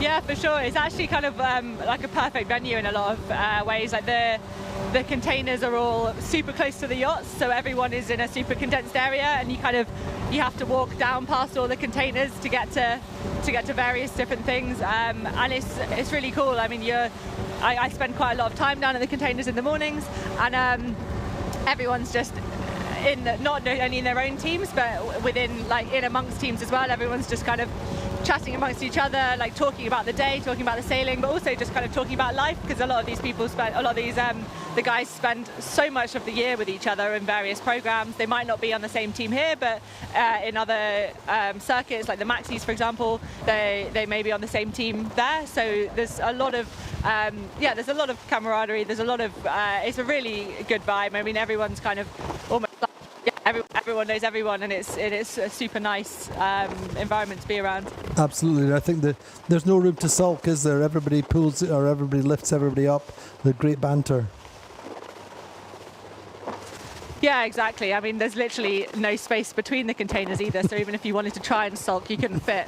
Maybe some of the smaller guys, but it's unlikely. But yeah, it's just if a team's had a hard day, or if someone's having a hard day, you can really see kind of people trying to lift them up, and they kind of exactly. They're not like avoiding the topics. They're kind of talking about it. They're like, and sometimes you kind of just got to joke about it. You got to, if you don't laugh, you'll cry situation. So there's a lot of banter as well. There's a lot of kind of like mutual respect, isn't there, beyond everything? Yeah, exactly. Yeah, exactly. And it's a really fun environment to be around. Everybody's, I mean, I hate to say, but everybody's in the same boat.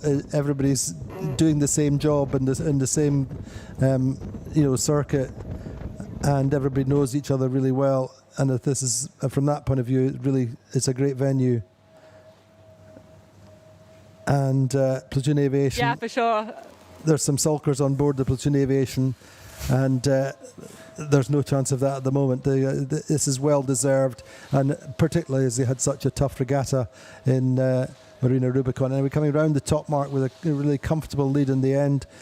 Sled probably more engaged just now, Robbie, in keeping boats behind them, I think, than charging to catch up with platoon aviation. Fair comment.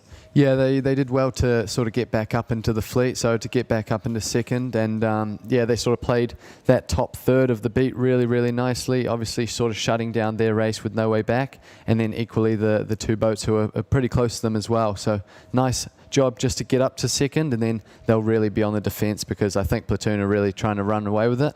So I think if you're Sled, you just want to sort of bank it, make sure it turns into a second on the scorecard. Especially when you've got two super strong boats behind in the shape of No Way Back and Preveza, and indeed Crioula.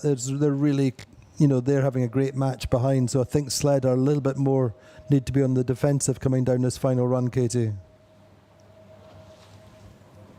Yeah, for sure. I mean, as you say, Platoon's kind of got a big enough lead that they're relatively comfortable, but Platoon need to be kind of watching their back. They've got, No Way Back and Preveza and Crioula all kind of very much within touching distance. One bad manoeuvre, one kind of wrong move, and I think they could very easily lose 2, 3, 4 places and turn this second into a fifth, which I think would really hurt them for not only the overall, but also not only this regatta, but also the overall. They really, really need to keep as close to Platoon as possible.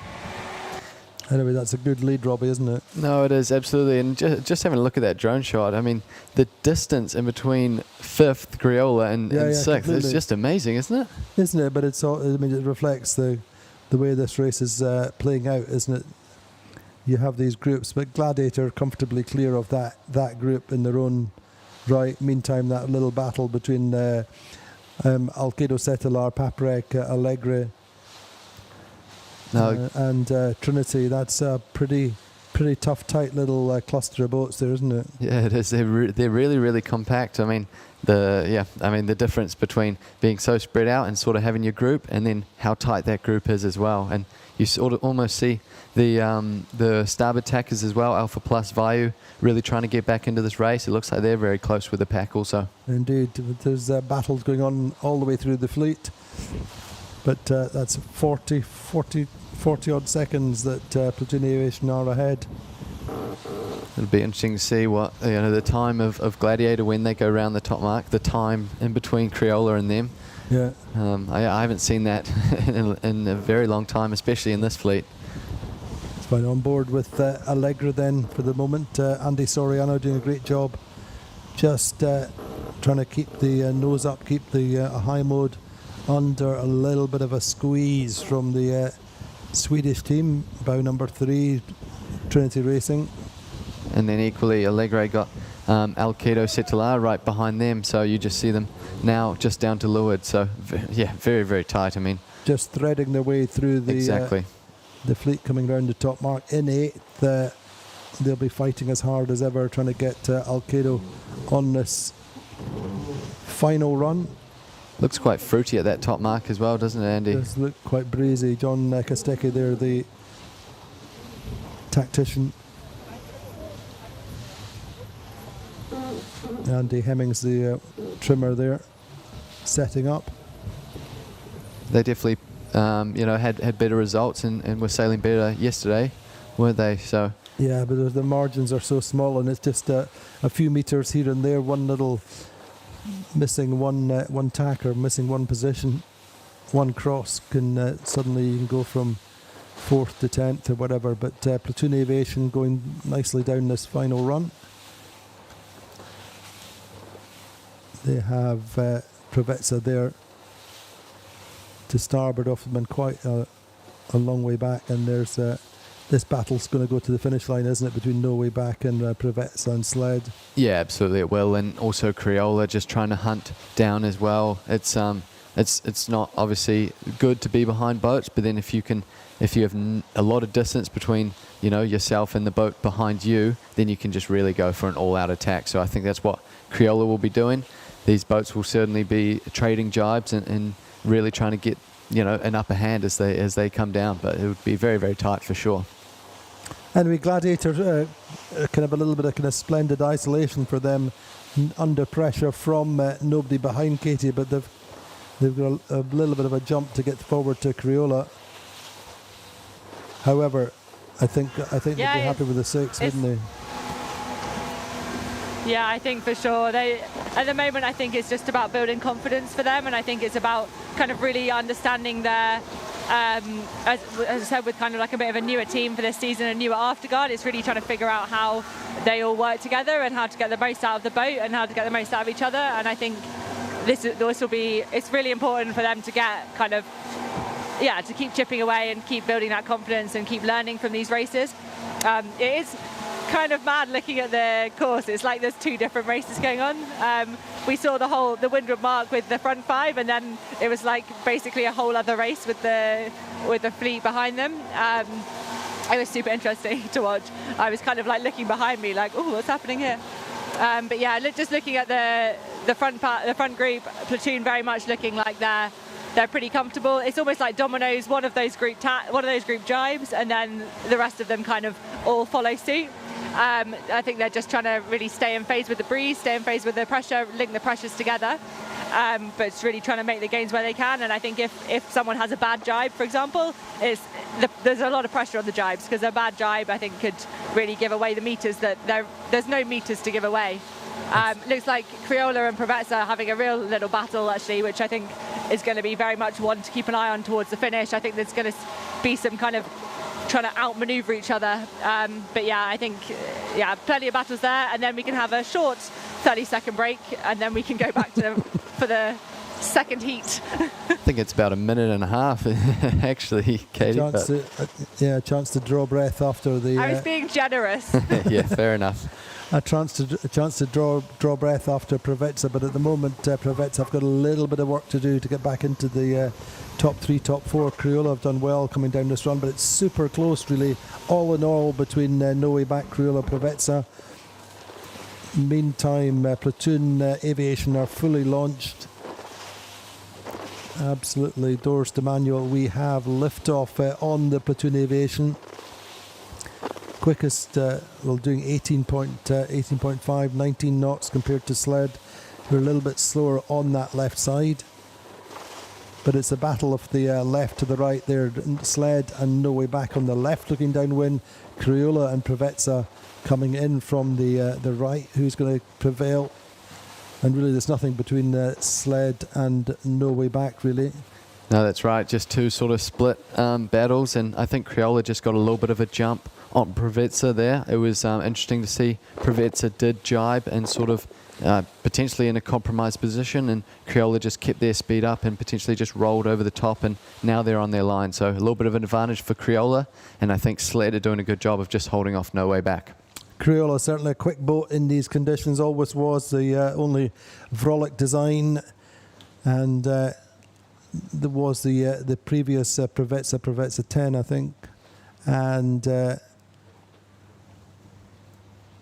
it's always a great little rivalry between the old Preveza and the new Preveza, but at the moment we're looking at Platoon Aviation, Harmuller Spreer's team coming through for their second win of the regatta so far. They've gone 1-2-2-1 since race 4. Second half of the regatta looking really strong, starting to dominate, but also Preveza fading slightly in this race so far. Looks like Sled will get second with Noe back not too far behind.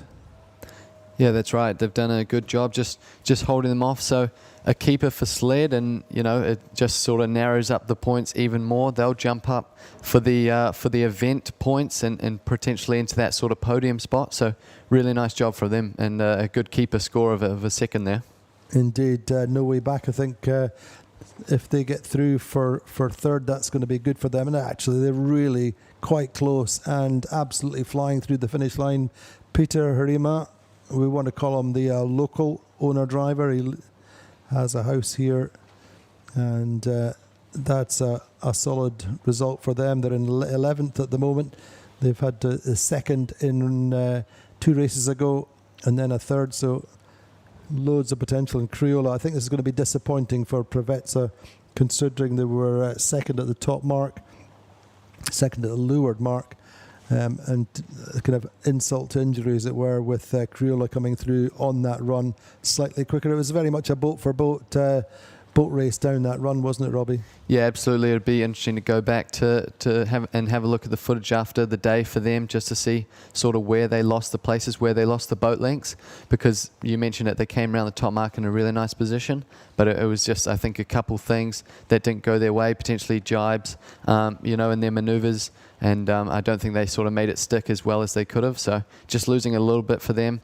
It's still a top 5 position, so it's still well and truly in the hunt, aren't they, Andy? And indeed, but they're just losing touch a little bit with Sled, their battle was to be on the podium here. Anyway, a little bit of kudos and love to the Gladiator team. A good solid result for them. They had a third in the first race. Beyond that, this is their best score. 7th in the second race yesterday, coming down with pressure.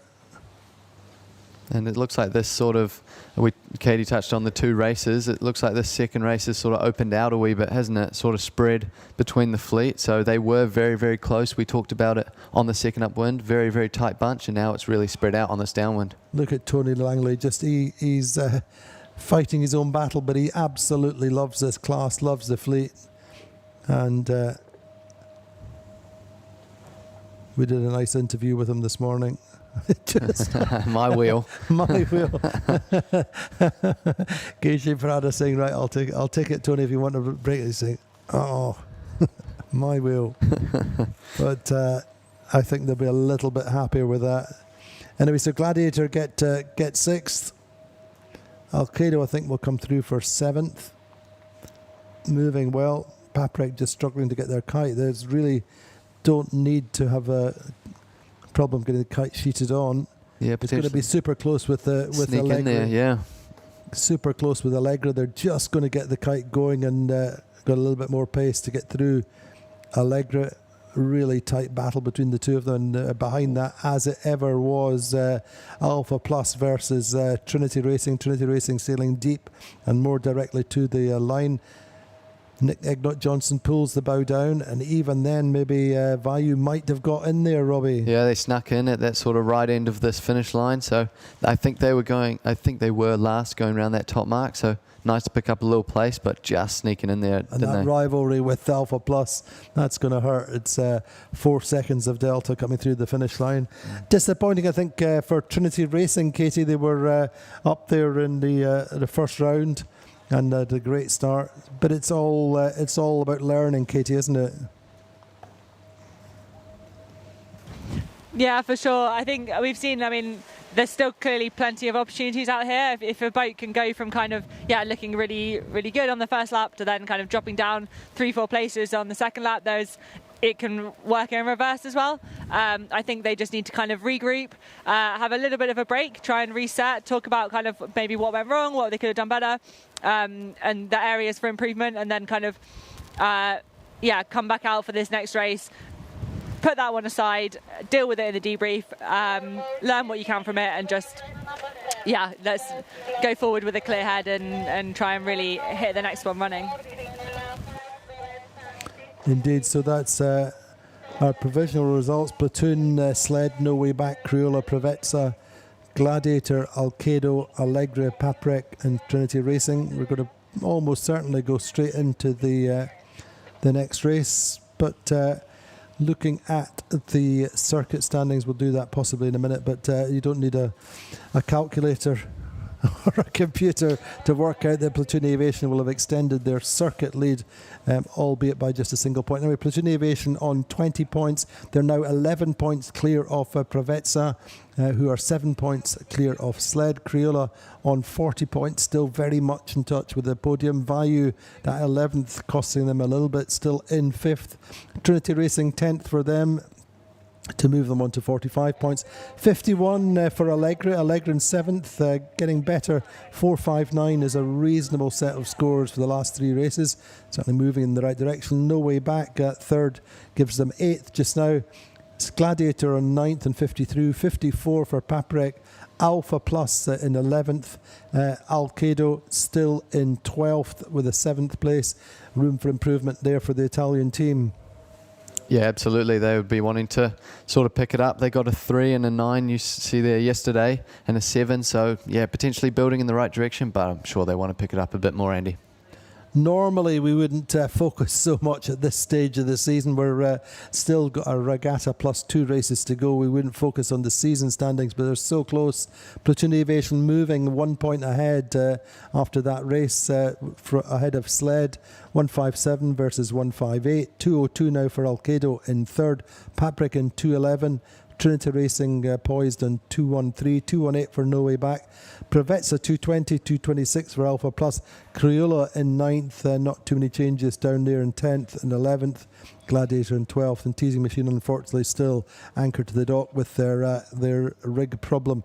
So that's the standings for the circuit, say with 1 race left to go today, 2 tomorrow.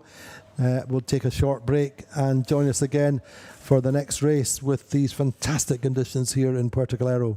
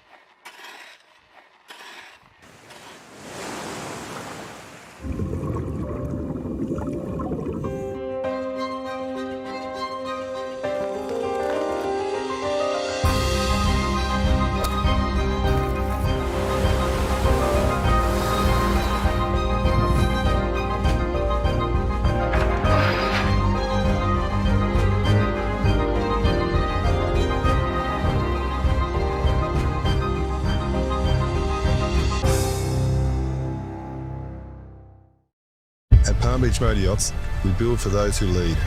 This comes from our history in competitive ocean racing, where advanced technologies and a spirit to win shape our every advantage on the water.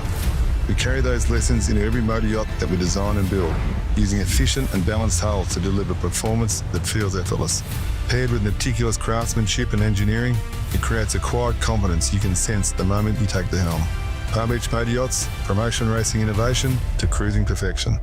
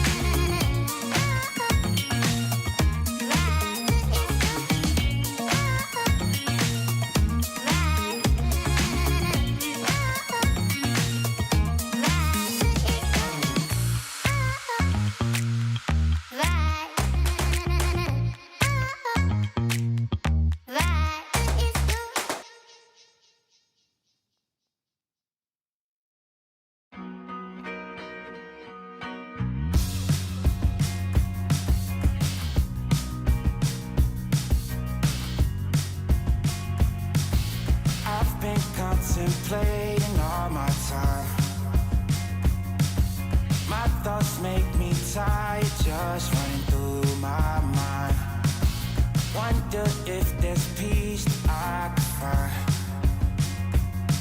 instead of always being on the grind. I need a new purpose, I'm looking for so much more. Don't leave me here searching, you're just what I'm longing for. When times are getting crazy and everything seems hazy, is there some place for safety I could go? Run away, run away, run away into your escape. Run away, run away, run away, you're never too far to run. Run away, run away, run away into your escape. Run away, run away, run away. Run away, run away, run away. It gets so loud that I can barely hear. But your words speak much louder than all my fears. Sometimes I just wanna disappear, running until I can feel you near. I need a new purpose, I'm looking for so much more. Don't leave me here searching, you're just what I'm longing for. When times are getting crazy and everything seems hazy, is there some place for safety I could go? Run away, run away, run away into your escape. Run away, run away, run away, you're never too far to run. Run away, run away, run away into your escape. Run away, run away, run away. Run away, run away, run away.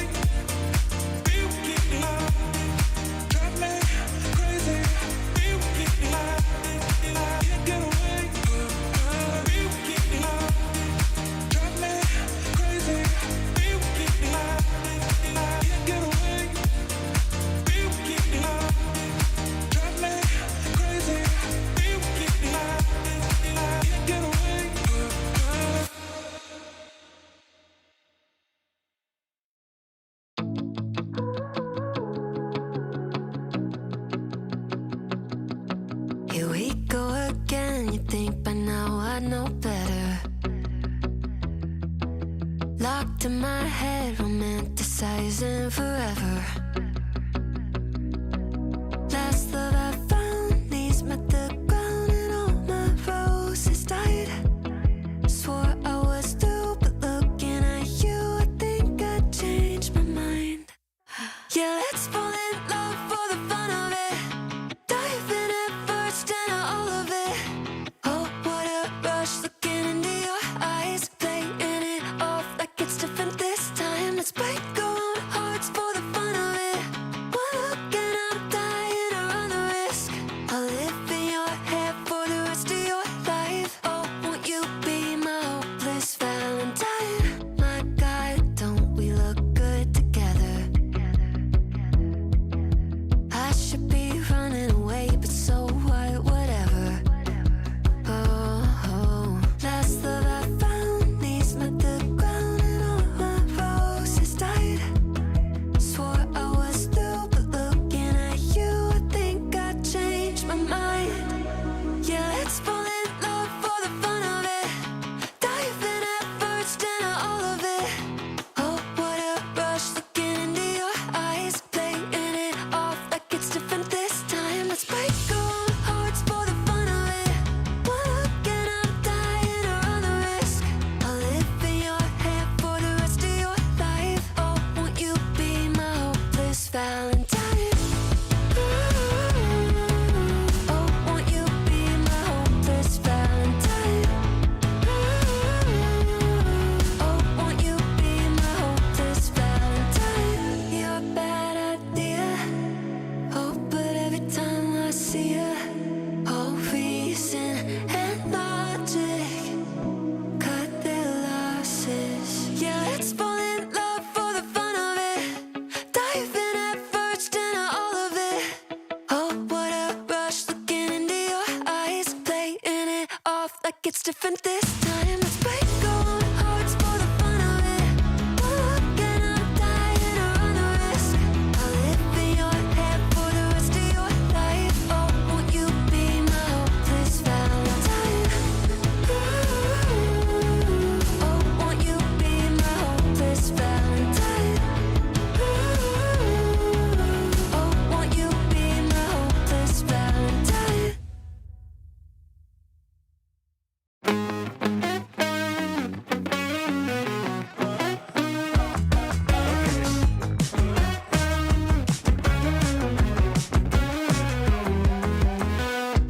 Big smile, a funny face.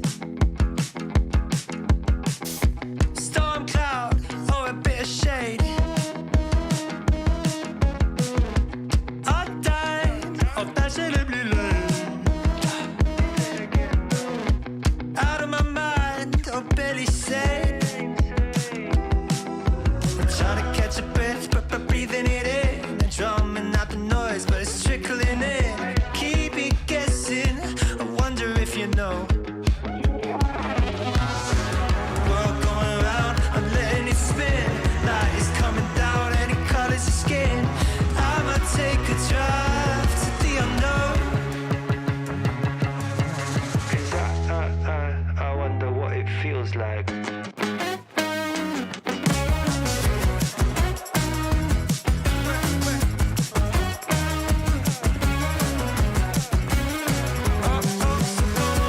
Oh, wait a minute, now carry on. Stay down or rise above. Oh, is it a red flag or recklessly in love? When I give it my all, I just wanna be enough. Trying to run it back when I'm cold in the feet. My boat is going mad, so weak. Yeah, I'll take the plunge to see if I float. 'Cause I wonder what it feels like. What? I wonder what it feels like. What? 'Cause I wonder what it feels like.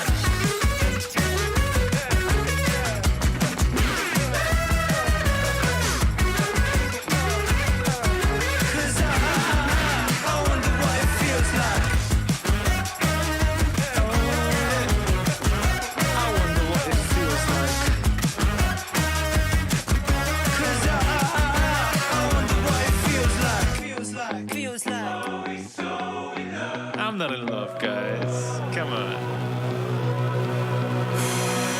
Okay.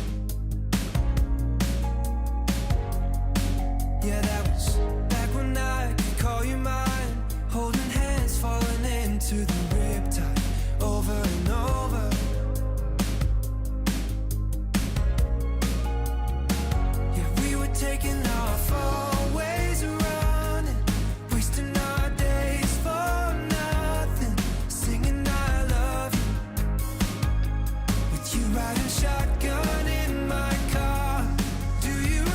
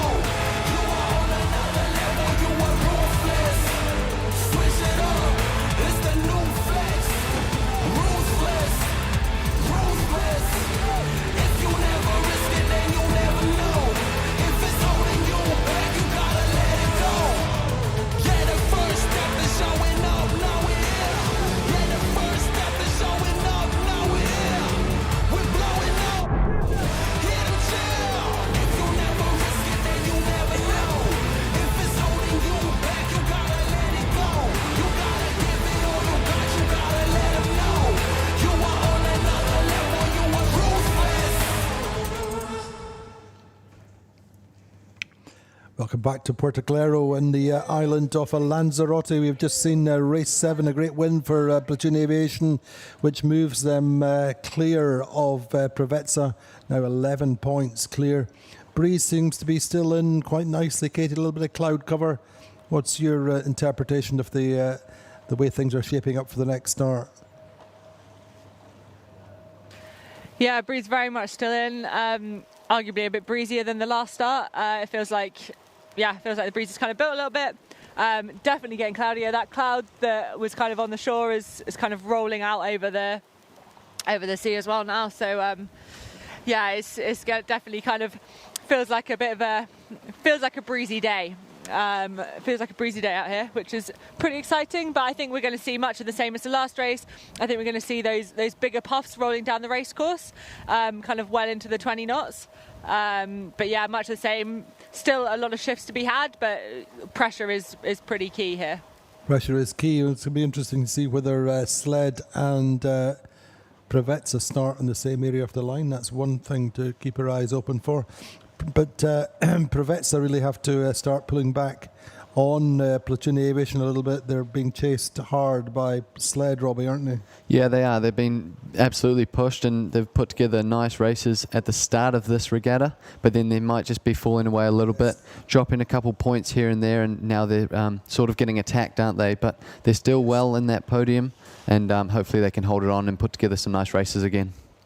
Indeed, so it's an 11-point margin just now for Platoon Aviation after that win with Preveza in 5th. So that's Platoon leading on 20, 31 for Preveza, 38 for Sled, and Crioula and Vayu not far behind. So things moving in the right direction for Sled for sure. But let's see how things play out in this race. I just want to say, Andy, I think with the race course, that has so much potential for so many tacks and jibes like we saw in that first race. I think these teams will just want to, sort of execute every single little maneuver that they do really well. I think that would be a big priority for them. Obviously, if they are doing lots of tacks and jibes, it just costs that little bit. In terms of Platoon, I think they just did less maneuvers relative to the fleet, and I think that gave them a bit of an edge. And for sure, Paprec and Alkedo both over the start line. They need to be a little bit more cautious, as we're not really seeing with Paprec at the moment, Katie. They're setting up early. Loads of... it's almost kind of looking very, very similar to what they did in the last start, setting up really early, really bow forward. everyone, again, setting up super early, a little bit more towards the boat end this time. So it looks like they've got a little bit more space down towards this pin. But yeah, for me, Paprec need to really slow themselves up and let the fleet come up to them a little bit more. They definitely do not want to be this punched out. It's the kind of match racing thing, isn't it, in a way? Able to sail or just able to sail slow and guard against your opponent. That's Cedric Chateau, of course, match racer in his own right. And anyway, they are setting themselves up early. It's all about being able to pull the pin and accelerate. And actually, Platoon Aviation were the past masters of that at the last time. Who's at the top end of the line, Robbie? Well, we got No Way Back really trying to fight for their spot. They're just really at that top end. I think they might almost get shut out depending on where they are with that mark. But Preveza, Alkedo, Trinity, all these teams really bunched together. So it'd be really, a really key factor for these boats to really try to get off the line with a little bit of space. But they're really, really tight at the moment, Andy. They are really tight, but No Way Back have got a little bit of ground to drive off into, just to leeward. In the meantime, Paprec actually coming away quite nicely for the moment. Just a second to go. It's got to be super close though, isn't it? Yeah, very close in that middle pack there. We got Alpha Plus just jumping. You see that bow number 46. Platoon equally having a nice race. You mentioned Paprec having nice distance to leeward to work with. So bit congested in that middle pack, but nicely timed it, pulled trigger from both Alpha Plus and Platoon, Andy. And indeed, yes, Alpha Plus there, Platoon as well. Paprec not too bad, but it was fascinating. They're just watching Paprec were pulling Platoon Aviation forward at the same time, weren't they? They were, yeah. They almost did the same thing they did in that last one. They just dragged the fleet up, and it sort of meant everyone came with them. This time they got it right, and they were all behind the line, but yeah, just dragged the whole fleet up. Nice starts from them. I also see Sled having to tack over and take a few sterns. You see them there on port, and with Preveza just tacking on them, that's a tough hole to get out of there, Andy. It is indeed two principal protagonists for the podium overall. Crioula got away quite nicely. And No Way Back up at the top end of the line. They've certainly got themselves an early lane, Robbie, haven't they? Yeah, they did a good job there at that committee boat. They did have that room, like you mentioned, just to stick the bow down and sail fast and pull the trigger, but they've elected to tack off early, so they're the boat heading out to that right-hand side. You see them there on your screen. They're just heading away, so here we go. They come back into the fleet as well. So interesting decisions right early, but wanting to sort of shape it up as they head further up the course. That's right, and just I think probably just take a little bit back at Alkedo just to leeward. Gladiator have a pretty solid start this time, Katie. Not a bad position at all. I think for me they were a little bit late on the line. They got themselves kind of second row, and they had to bail out and tack. So they were kind of forced into this, from what it looked like from where I was anyway. It looked like they were kind of forced to go out towards that right-hand side. But I mean, a lot of the fleet opting to go with them. I think Sled for me is, I know they've kind of had to tack back from Preveza. They got themselves in a tricky lane. They've already had to put in 2 extra tacks on this beat. But it looks like Platoon is kind of pinned out to this left-hand side. I don't think they've got many options until Allegre and Alpha Plus decide they want to go. So I think they're going to be hoping that this side is good. But yeah, it looks like they're potentially getting a slight header into this left-hand side here. So slight left-hand breeze. I wouldn't be surprised if we started seeing the boats kind of tacking back over as they're getting more into this pressure. But I think there's lots of opportunities out here still. Yeah, indeed, but Preveza got away there really nicely, didn't they? Just seemed to get in a little band of pressure, a lefty, a little lift, and that's worked really well for them to step clear and really going nicely at the moment. Correspondingly, though, Alpha Plus are quite high on this star or this port tack where they are. Yeah, it's interesting to see the boats on the right being on starboard coming back, and then equally the boats on the left. So we'll see who sort of wins out, but it looks like the left is really nice, like Katie said. Indeed, Paprec seemed to be quite a strong position. Not so good just now for Platoon Aviation. Platoon Aviation on our leaderboard in third it says, but let's wait and see. Everything's changing all the time. Preveza a few seconds ago looked really, really famous. Now they can't get across the fleet on starboard, having to tack and bank what they have. But it's Alpha Plus who are making the early running, having got off the line really nicely. Robbie, they had position and acceleration. Speed off the line, key for Alpha Plus. Yeah, absolutely, and they could pick their timed attack, and I think they've picked a beauty of a lane to come back on. Obviously in shift, in phase, and then they've got a lot of room and runway to leeward of them. So just sort of the fleet just hipped up above them on the windward side is probably their main competitor at the moment, but really nice just to be underneath the shift and just leading that group, that fleet, sort of across to the middle of the racetrack. But the left getting stronger all the time, Katie? Yeah, I'm just trying to keep an eye on the tracking because I think the right-hand side sometimes it starts to look good again and then it goes back. But I think for me, the left-hand side looking really strong at the moment. You kind of would expect that being kind of close to the shore, you'd expect to see a bit of a left wind bend and potentially a bit flatter water in here.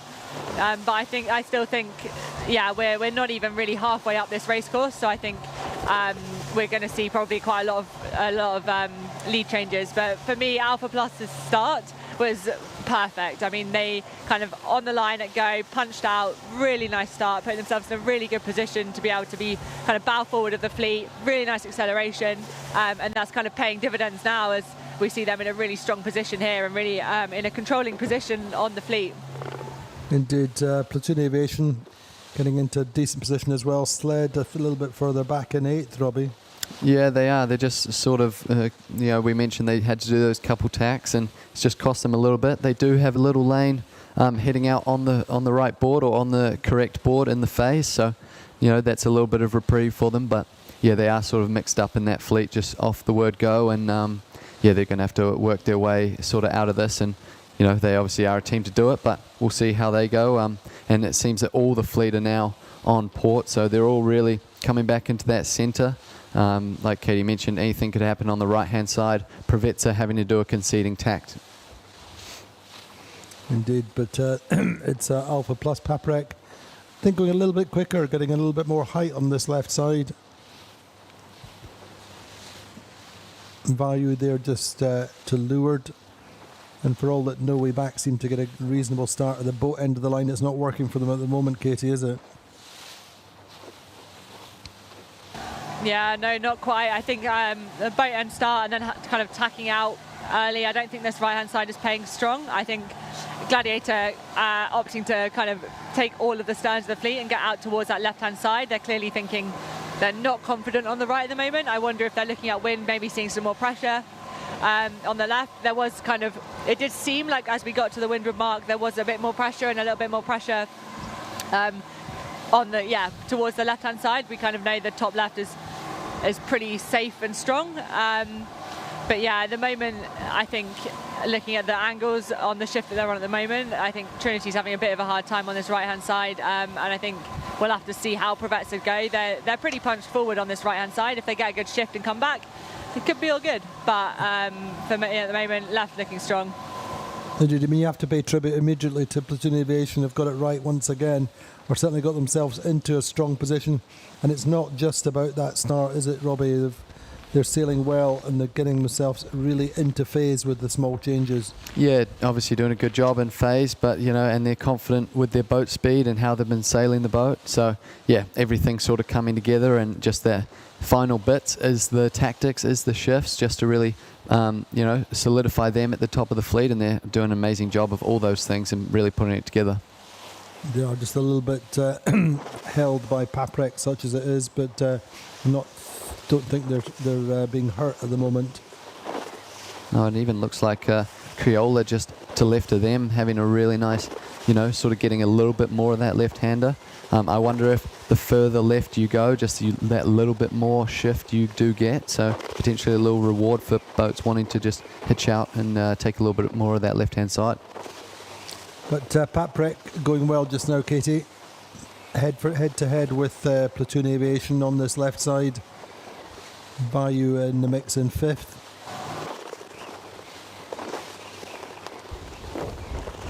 Paprec looks like they've got pretty good speed out here. I mean, they're getting more and more kind of bow forward on Alpha Plus as we're going along.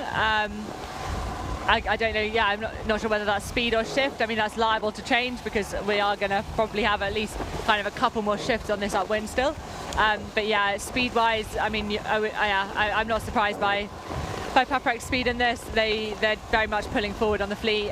Platoon definitely hanging on in there. Alpha Plus dropping back a little bit, which is a bit sad to see after such a good start, but it may still come good. They may get a real nice kind of right-hand shift, manage to come back up and control the pack back into the middle of the course, or towards that windward mark if they get to the ley line.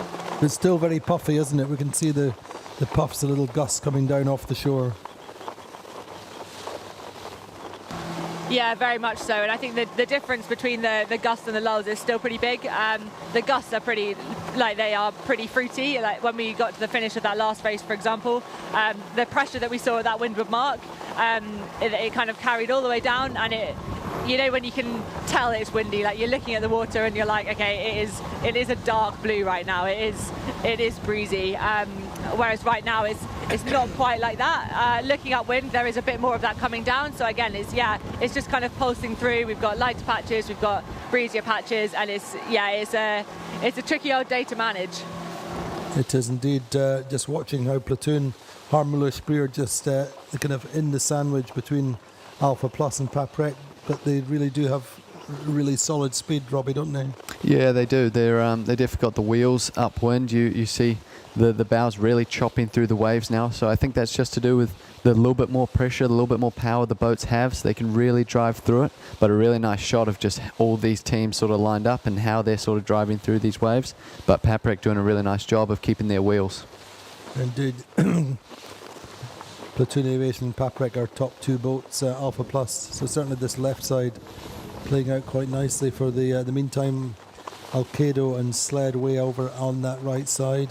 Yeah, Provetza are in no way back, picking their time to come back from the right-hand side.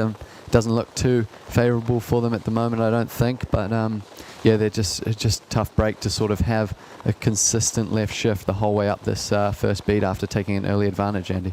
Indeed, I think there was probably a little bit more pressure on the right side at this point on the previous race. Left a little bit more favoured just now, but everything to play for, Katie. On board briefly with Provetza there. Provetza have got some work to do.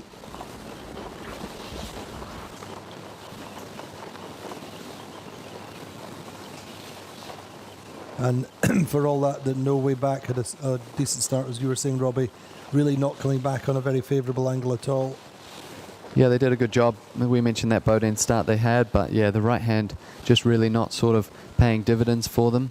I mean, it's tough to sort of come back on, not in phase, but needing to get back to the middle of the course. Otherwise, you're just stuck out into the ley lines with no options. But actually, the fleet's, spreading out quite significantly at the moment, considering how far. I mean, No Way Back are now over 300 metres behind leaders Alpha Plus and Platoon Aviation Paprec. So it's shaping up a little bit like the previous race, Katie, where we had some big gaps between the leading 3, 4, 5 boats and the boats behind. It's very similar in that respect just now. You want to be on the right side of the divide, don't you?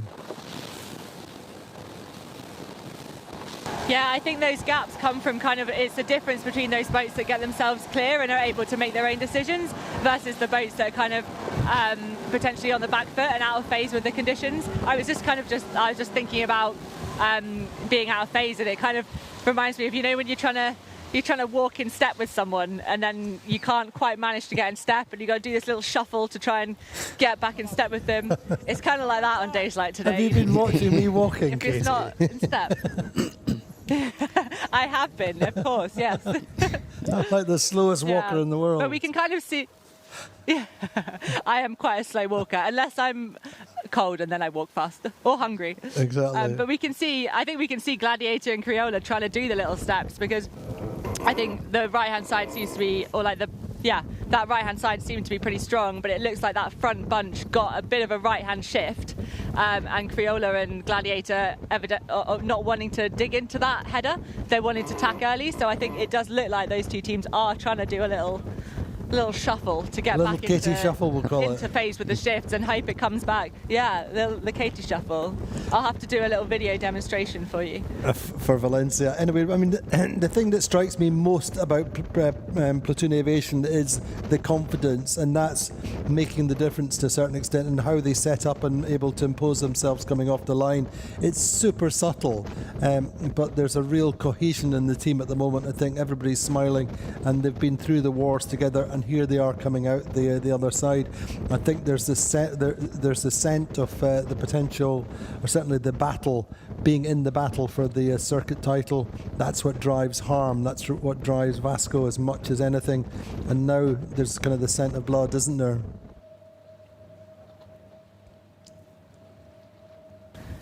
Yeah, for sure. It's very much, they've got the bit between their teeth. They're very much going for it, and I think they seem to be very much on the up and up. I think it's actually really nice to see Platoon being at the front of the fleet again. I think we saw in the last regatta, it was kind of, there were so close moments, but stuff kept happening, and they just kept not quite managing to finish it off. So actually it's really nice to see them back kind of on their game, back, the kind of, seems like luck isn't the right word, but things aren't going as wrong, things aren't breaking as much at the moment. Touch wood. Why am I saying all of this? But yeah, it's really nice to see. No, but they've made good their problems. You know, they realised that they had a problem with kites breaking them. They've put that right. But I think they analysed. You know, going back to the previous regattas, they analysed the fact they were still getting penalties. They were still getting into high-risk situations, and Crioula coming in from the left, and they were the biggest investor in the left, and coming in quite nicely, Katie, by the looks of things. Yeah, I think Crioula looking pretty nice coming in here. They're pretty close to that, the protector mark again. I mean, that's quite a nice position to be in. I think they have got that bunch of 4 boats out on that starboard ley line. It looks, from where I am at the moment, just kind of like eyeballing it, it looks like they may even just get the cross on Paprec, as long as the wind stays the same. Paprec looking pretty comfortable on that ley line, so I think Crioula definitely has space underneath them to put attack in, although Paprec is very much dialing down to try and make sure that does not happen. But yeah, Crioula going for a little tack inside. I think Paprec will potentially, to be honest, I think they're just going to be neck and neck around this windward mark. I think Crioula's going to have to go a bit high and slow to get round. Paprec is, they're going to be, kind of trying to roll over the top, and it's going to be all on this hoist. But super nice job by Crioula, making it super simple. We've seen them do this all, that's kind of their MO, starting off the pin, heading out towards that left-hand side, and yeah, they got really nice shift back in and really made it work, and now rounding in first place, which is very well deserved. Indeed, so too for Paprec. Paprec getting round in second. I mean, these two boats, I think, holding up slightly, which has been to the advantage, or to the gain, if you like, for Platoon Aviation and Alpha Plus. Platoon Aviation just managed to sail, or they had a better, slightly more conservative ley line, came in with speed, so they're right on the stern of Paprec. So too with Alpha Plus.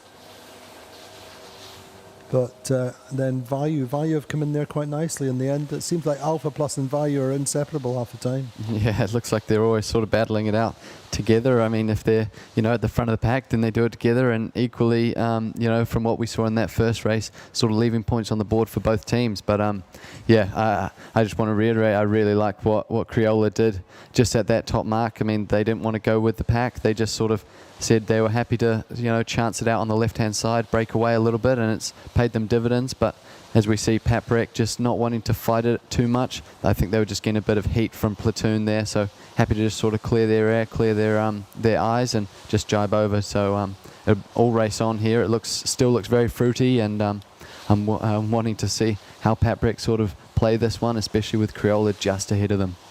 Indeed, Platoon Aviation poised behind them. So we've got a split. We've got Crioula coming down the right side, Paprec going left. Paprec seem to be in quite nice breeze there, just looking at how they're moving, looking at Platoon Aviation. Yeah, a couple of boats copied them as well, so there certainly would be something out there. You see the fleet just sort of electing to do the set and jibe. For me, the breeze looks to be coming down the left on the inside of the track. I think Loic Perron may have called that one right for the moment. However, let's see. I may be proven wrong. Certainly Platoon following Crioula down this right side. Katie, your thoughts on the breeze coming down this first run? Yeah, I think I kind of would have to agree with you. I think that Paprec have done a really nice job of driving out. It looks to me, I'm out with Crioula and Platoon. We're just kind of heading downwind level with these guys, and this side has been a little bit softer since they've been around the windward mark. It looks like the pressure is more out on that other side.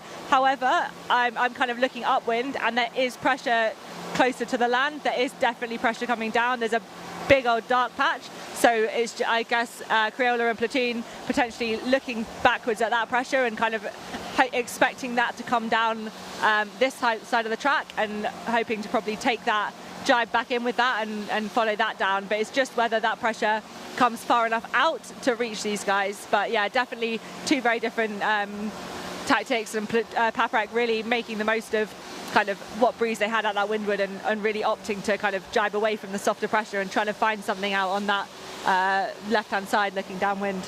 But the majority of the boats have gone left downwind in terms of the split, I think.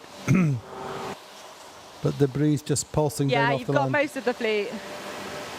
Yeah, you've got the kind of Crioula, the leaders, and then you've got Platoon and Vayu, so kind of like a bit of a split. It's kind of like not necessarily all top three leaders or top three boats. You've got a bit of a split, and then you've got Gladiator as well opting to go this way. I think this way, right downwind, it is less congested, so I do think that will be playing a factor.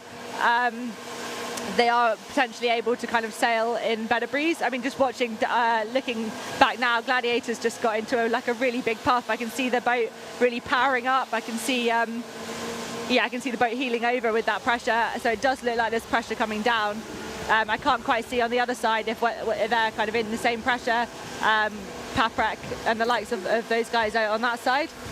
But yeah, it's just going to be whether this pressure holds. I think less congested is always better in this stuff because it takes pressure off manoeuvres, and it means that you can sail your own modes, which is really critical in, well, I mean, any day racing, to be honest. Indeed, just watching to see how hard the teams are working to use every ounce of wind pressure, and Crioula, they're very dynamic, just getting onto the little gust, and that's kept them clear. Let's look at just quickly looking at the projected points standing, and that would give an 8-point lead to Platoon Aviation. It's changing all the time. A minute ago it was the 11 points, but Privet's are coming back in this race very slightly. But a great thing to see is Crioula moving up to third place on the podium.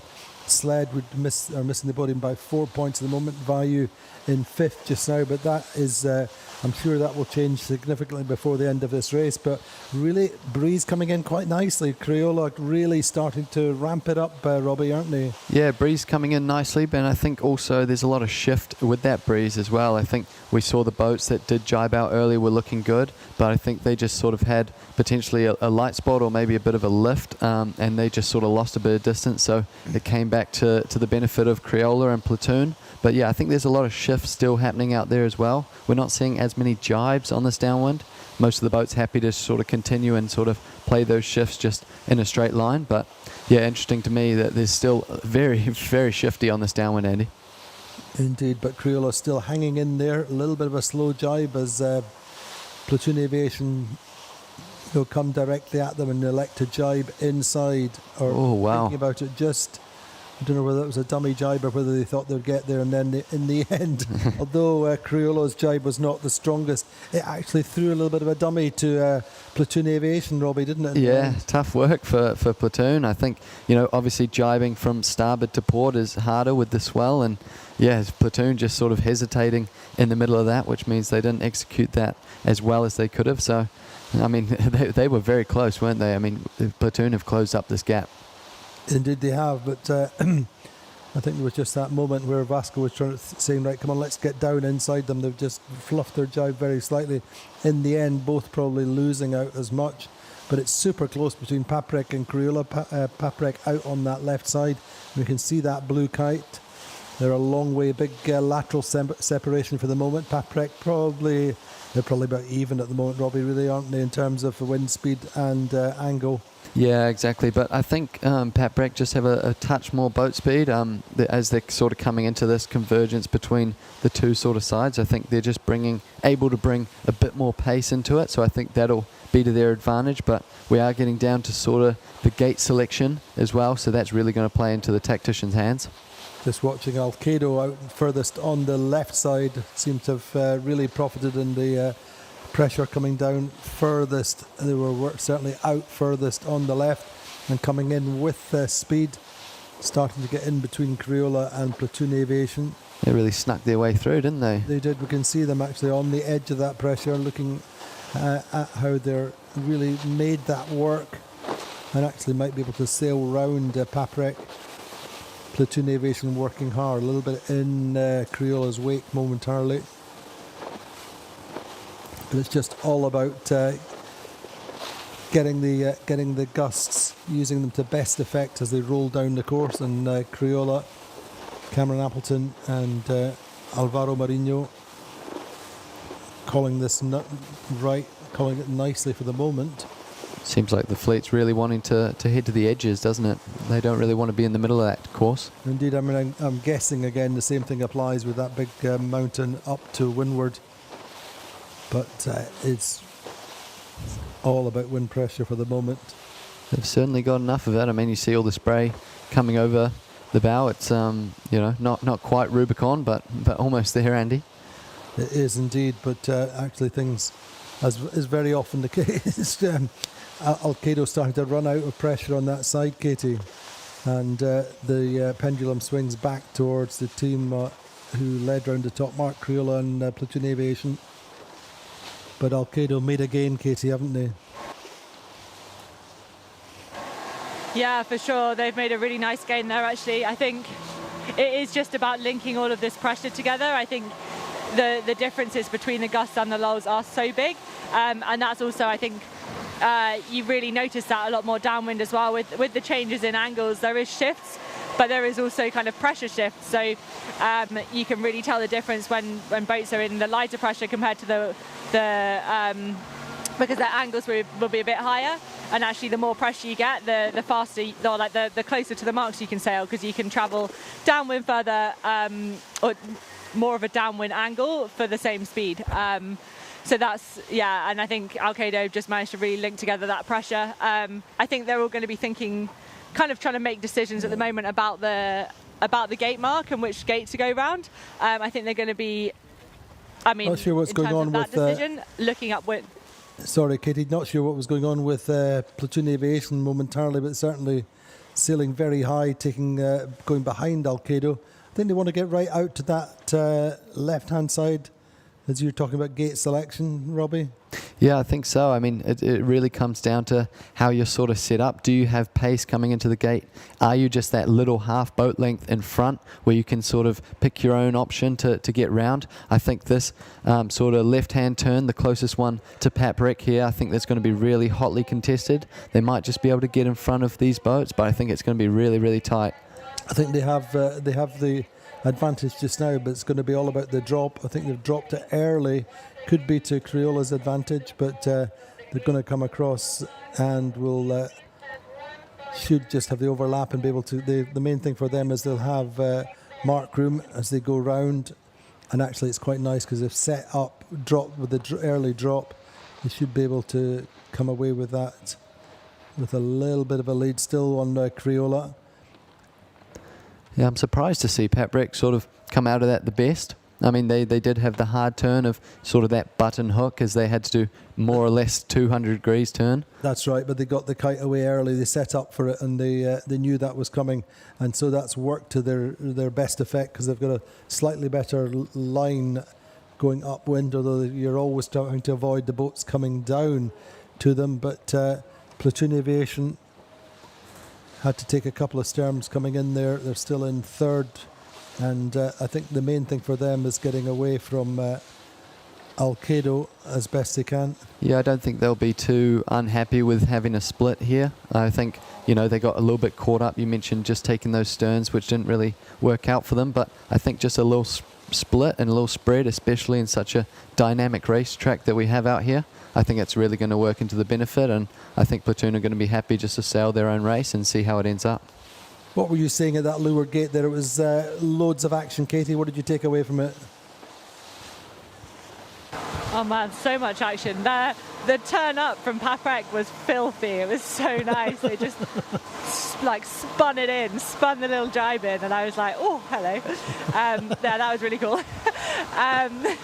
Yeah, I mean, a lot of the boats were kind of overlay coming in. I mean, that's why Paprec had to do such a big spin up and had to drop so early, because they were coming in overlaid to the leeward marks, which in this breeze you really can't do. Really nice job by Vayu. Actually, they got themselves, they were a little bit pinned out, they were overlay, but because they had the inside line, they were then able to get round inside the group and actually got a really nice rounding that meant that Alkedo had no option but to go below them. And now you can see they went round the lewards basically at the same time, but you can kind of see you can see at the moment the on the tracking especially, and probably on the drones if there's drone shots, but the distance now between Vayu and Alkedo, that's all down to Vayu getting a really nice rounding and managing to actually get on the inside at the leeward marks. I think also another note was Gladiator did a really nice job out on that other side. They really stayed away from the congestion, and actually it's interesting that all of the boats that held out, so Vayu and Gladiator and Crioula, all kind of actually now very much top half of the fleet. That it seemed to be quite a gain to be on that side, clearer breeze, potentially a bit more breeze, and they did a really nice job of managing the leeward marks. So really good job from Vayu and Gladiator, both of them, on really managing the leeward marks well and managing to take quite a lot of places from where they rounded those windwards. I daren't say it, but it started to shape up to be a solid day for the Gladiator. Don't you dare. I didn't say that, did I? Just rewind. But also great to see Paprec in on form. Cedric Chateau there on the helm. Stefan Navy, our main sheet trimmer. It looks like these boats just happy to sort of ride out this right-hand phase. I think they came round the gates and they were just straight onto the lifted board, and you just see Paprec really trying to milk as much as they can out of it. At some point they're going to have to start thinking about coming back into the middle of the course and potentially covering the fleet, but looks like they're happy just sailing their own one at the moment, Andy. It does a little bit slowed for me just now compared to Crioula, who have gone back to the right. Platoon Aviation have actually come out of that not too badly at all. It was kind of heart in the mouth stuff when Platoon Aviation were going across taking sterns, but they've done that to hold their position coming into the leeward gate. As Katie was saying, so many teams overstood coming into that leeward gate. I think those boats on the right will just be really patient with their time, and I think they're just trying to choose when they come back, and they're just sort of hoping that a righty comes for them. I think the early advantage for these boats out the left-hand side now is that they were on that lifted board straight away, so just being patient for Gladiator and Platoon equally. So it looks like they might be coming back now, so potentially a little shift in the breeze, and we'll see how they sort of shape up as they head towards the middle of the track. So the windward leg has been shortened very slightly by a matter of 100 metres or so. It's down to 1.9 metres, 1.9 nautical miles, but the same bearing, which is interesting, pretty solid direction. Platoon Aviation losing out momentarily to Vayu. The key thing for Platoon Aviation is just to keep cool heads, not get involved with the traffic. I think they'll be, not too displayed. I think they will be sort of happy with how it's sort of shaping up. They're in that top bunch anyways, and we know they can fight through it. So certainly not panic stations by any means. They're just. No, but I think the main thing is that they don't start having a private battle with any other boat, which is we've seen that a little bit before. They need to just focus big picture on the winning the regatta and putting points on the board against Sled, and knowing what could happen. It's so super close. Anyway, they look quite good. Over on that right side there, we can see Sled, Vayu here. Yeah, I wonder if, Vayu and Alkedo, the teams that want to sort of head out to this left-hand side, the furthest left on the fleet, I wonder how they'll sort of shape up when they come back. We saw, quite a bit of profit, quite a bit of benefit from the boats that did head out to that left-hand side on the first beat. So just wonder, how they're going to shape up and just keep an eye on them. What do you think, Katie? Great question. I think the pressure looks pretty good out on this left-hand side for me at the moment. I think they're definitely they're probably trying to sail into that pressure, and we know that top left has historically been strong kind of all week. Crioula really making that top left-hand side work on the first upwind. It's definitely the safer option to be, but at the moment they are getting quite a lot of leverage and they are committing quite hard. They're getting quite close to the ley line, so they're really not leaving themselves many options to do many more tacks. If there's many more shifts, if they get right to the ley line, that's kind of full commitment. But as I said, I'm looking upwind now and I can't see any big holes out on this left-hand side, so that indicates to me that potentially it could be a relatively stable breeze up until this windward mark.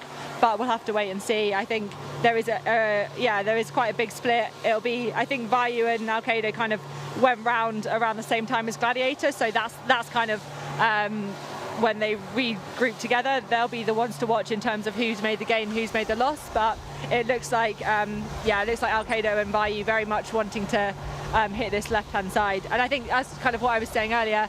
Again, it's so interesting these teams went around the leeward mark at the same time, and the distance between them kind of laterally is really quite big now. We've had Alkedo going for a much lower, faster mode. They've been consistently kind of over 9 knots of speed.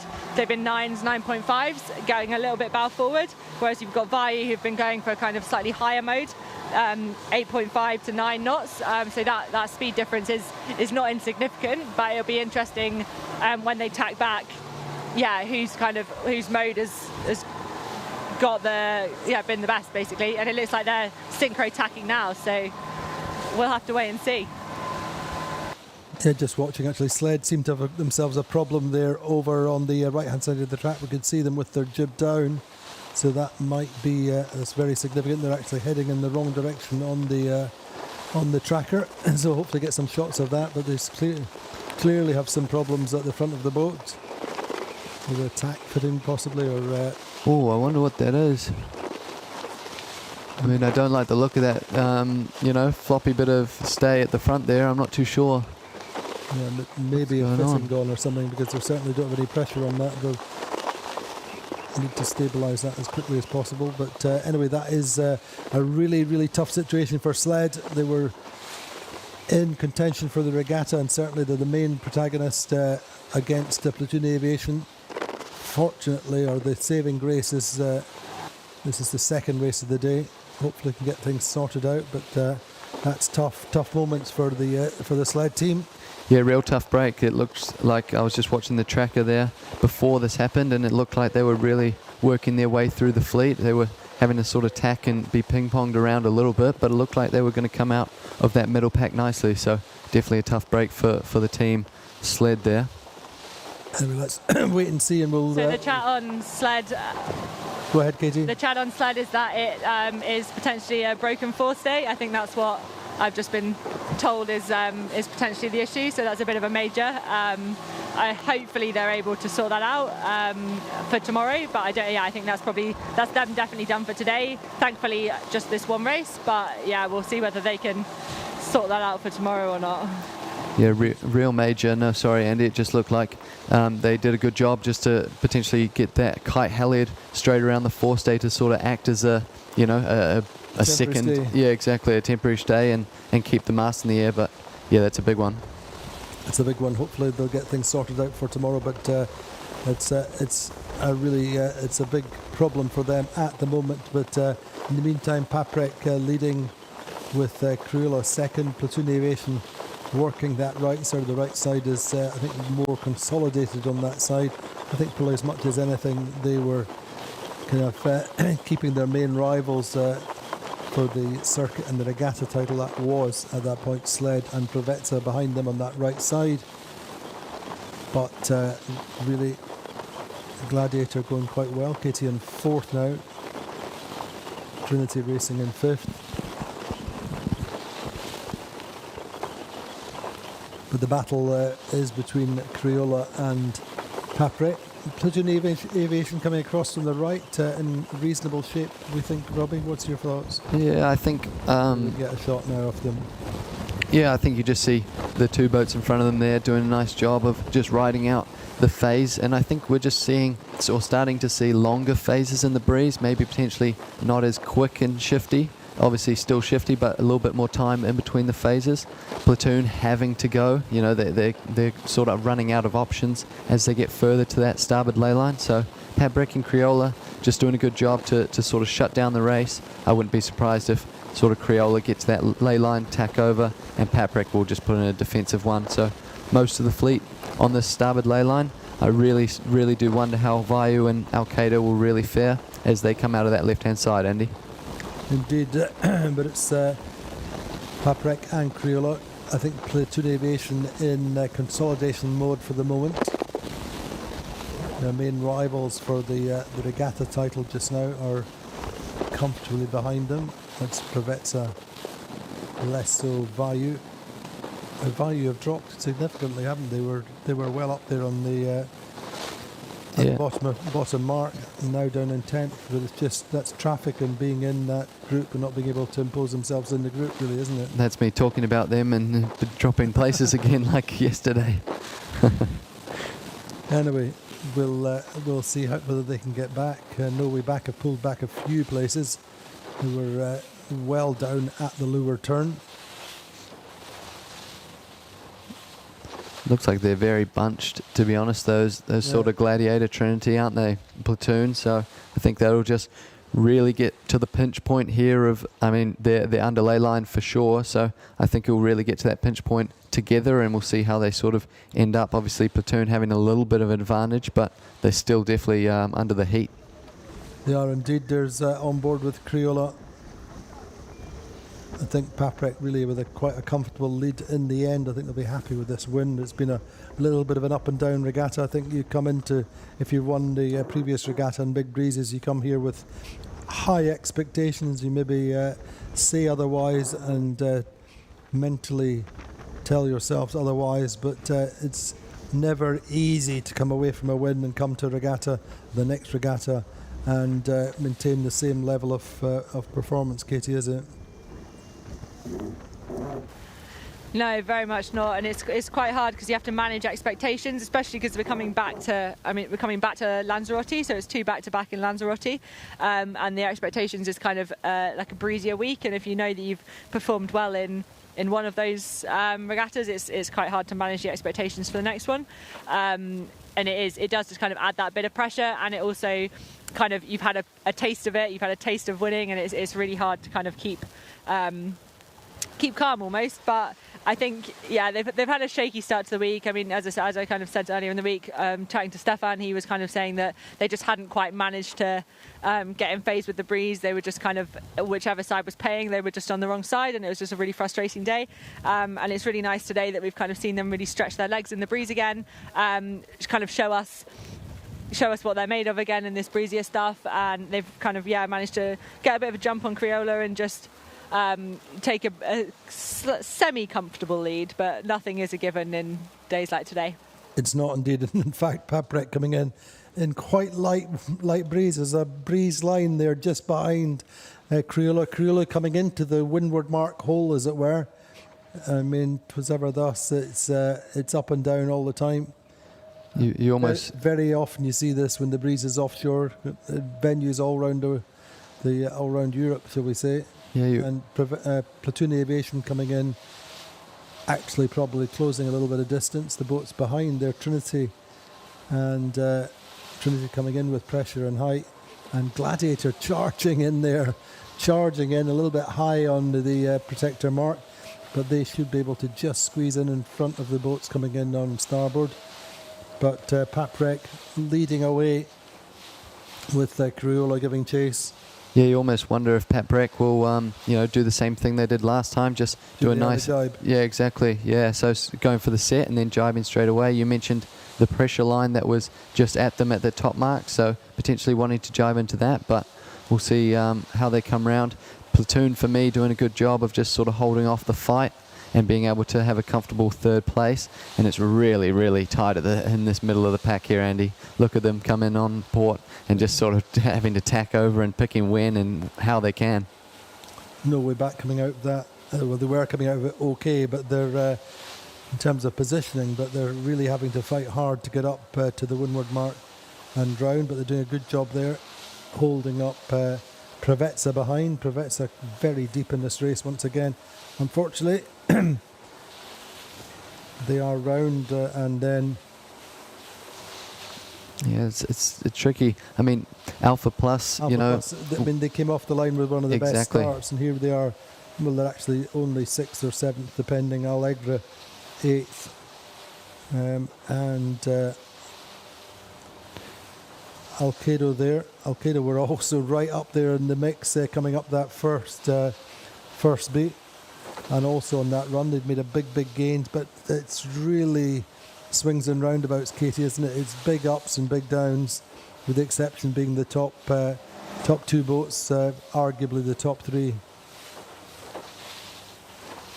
Oh, massively so. I mean, Gladiator and Trinity, I'm pretty sure that first windward were in 11th and 12th, and they're now up in 4th and 5th, which is, yeah, pretty epic. And then, as you say, like Vayu and Allegre only just rounding the windward mark now, having gone from, I think they were in 4th and 5th, or somewhere around that, and they've now gone to 11th and 12th. So it's like full switcheroo out here. Yeah, and I think potentially even more of that on the downwinds. I think it'd be really interesting. I think holding on for quite a long time worked on the last downwind, but where I am at the moment, there is not a huge amount of breeze, and we've got a lot of the fleet opting to kind of jibe out early. The only one left coming out this way now is Gladiator. They're allowing Trinity to kind of split from them. But yeah, Paprec opting to jibe with the fleet, probably jibing into some pressure, or yeah, and hoping to take that down to the finish line. We'll see, but we'll see if there is a split in the fleet. We'll see. Have to see how that comes out.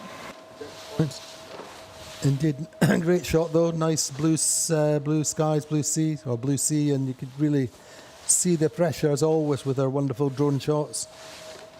Crioula flying there, but probably a little bit more wind for the boat to weather. Yeah, you almost just sort of see Platoon there, and you just start to think about their downwind attacks, don't you? I almost get the sort of Jaws theme song in my head now after what they did to boats yesterday.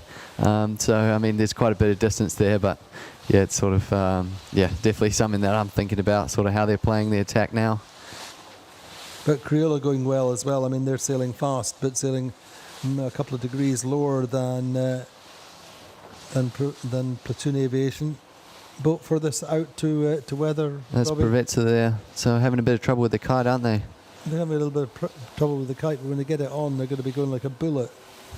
However, they just need to get it sheeted. Not sure what's going on there, but certainly loads of pressure out where they are. And probably this really is a great run at the moment for Platoon Aviation. Super quick downwind. And there's more pressure coming to them over Vasco Vascotto's right shoulder. Yeah, looking at the tracker, it always seems like they're a little bit faster in boat speed as well.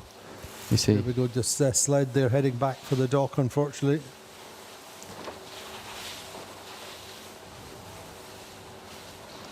Yeah, you touched on Crioula, Andy, as we see Platoon go through their jibe. You touched on Crioula, they're sailing really well. You mentioned your slow burner. They've just been up there, always fighting, always picking off, and you know they've had a really good day, haven't they? They have indeed. It was very, very disappointing. We're waiting to interview them for our intro piece in the live show, and their briefing went on and on and on and on, and clearly whatever the content of that briefing was, it's really hit home beautifully, because they really have been one of the strongest teams today. And here you could see Sled with their problem. Broken forestay is what we're told. Yeah, it didn't look too happy, did it? Looks to be down low near the tack fitting. Good to see the mast still in the air though.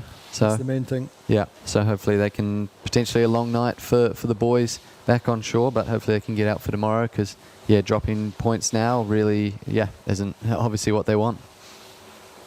But the great thing in these situations is there's always a huge amount of solidarity between the teams within reason, as we saw with the Gladiator problem in the kind of short to medium term. We had lots of help, or lots of offers of help from the other teams in the 52 Super Series, and things starting to go better for the Gladiator team. Wonder if we'll see any of the sled boys at the crew party tonight, Andy. I would think Probably not anymore. Yeah. However, Crioula have sailed a really solid race, got off the start line early and made that left side work for them. But Crioula have gone 4-4, and this would be a second probably. And looking like a solid third for Platoon Aviation. Maybe we could have a look at the projected standings after this race. And I think we would see that, that's quite a big lead now for Platoon Aviation versus Privetza. That's 17 points. That's as big a lead as we've seen in any regatta so far this season, I think. I can confidently say that. Yeah, they've been the only ones to really have consistently low results. I mean, we've seen this whole event, boats having high scores and low scores, and they've just kept it really, really consistent. So that's really a product of that. And, 17 points is amazing. We still have another day to go as well. So Privetza in second, not having a great race. However, they're in second. Crioula up to third, and actually they've got an 8-point gap now to Trinity Racing. Sled obviously will that breakage will impact on their regatta score for sure. I say hopefully they might be able to get back out tomorrow. Not holding out too many hopes, but never mind. But at the moment it's a consolidation mode just now for Platoon Aviation. They're quite a distance behind Platoon Aviation, and their most engaging rival at the moment is Gladiator, who is very, very close to them. Yeah, they're right on their hammer. We just had... Yeah, sorry. No, go ahead. Paprec just coming through the finish line. This will be their second win of the week, but they've also had an 11th and a 12th in that scoreline. But all credit to the French team. There, happy days for les Bleus. A few little crew changes. There's Johan Richomme, second of Vendée Globe, on his second regatta with the Paprec team, his main sponsor for the IMOCA program. I think this is going to be a close finish here, Andy. It is going to be a close finish with the Gladiator. They're coming in with max speed. I think Crioula will get there. And actually Gladiator are through Platoon Aviation. So that's interesting. That's a great result for Platoon. Crioula will just come through the line and I think get their jibe in. Gladiator. Maybe Gladiator get there. Wow. It's just super close. And Gladiator get there. Crioula next, and Platoon Aviation losing a place on the finish line. Gladiator get second there. What about that? That's an awesome downwind by Team Gladiator. I mean, they were definitely the furthest boat back out of that bunch to come through and get 2 spots, especially right on the finish line. That's an awesome downwind from the boys. Indeed, so a little bit disappointing for Platoon Aviation. But a great win for Paprec. Gladiator gets second, Crioula third, Platoon Aviation fourth, Trinity Racing get fifth. They've made some nice comeback. And there we go, Peter Hirma on the no way back, finding a way back down that run.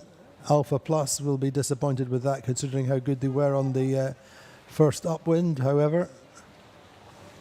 But that left side downwind, Katie, really playing off big time. Allegra there coming through. Privetza will be disappointed with that. Go on, Katie. No, I was going to say, yeah, that left side really strong, but actually watching Gladiator's angles on both of the downwinds, they seem to have really, really good depth, which just allows them to sail inside the fleet. I think they're sailing the boat really well, and I know that they are pretty confident on the downwind speed anyway. But yeah, we can, like, just seeing, if you look back at the tracking and things like that, just have a quick look at the Gladiator angles, because they are definitely a lot lower on the downwinds, which I think opens up a lot of opportunities for them. It does indeed. I think it also helps you helping load the sails in the morning is a big, big difference. I think that makes all the difference. I think it conserves their energy, you know. Maybe I need to do that for other teams too. You're available. For the right price. Exactly. Harm.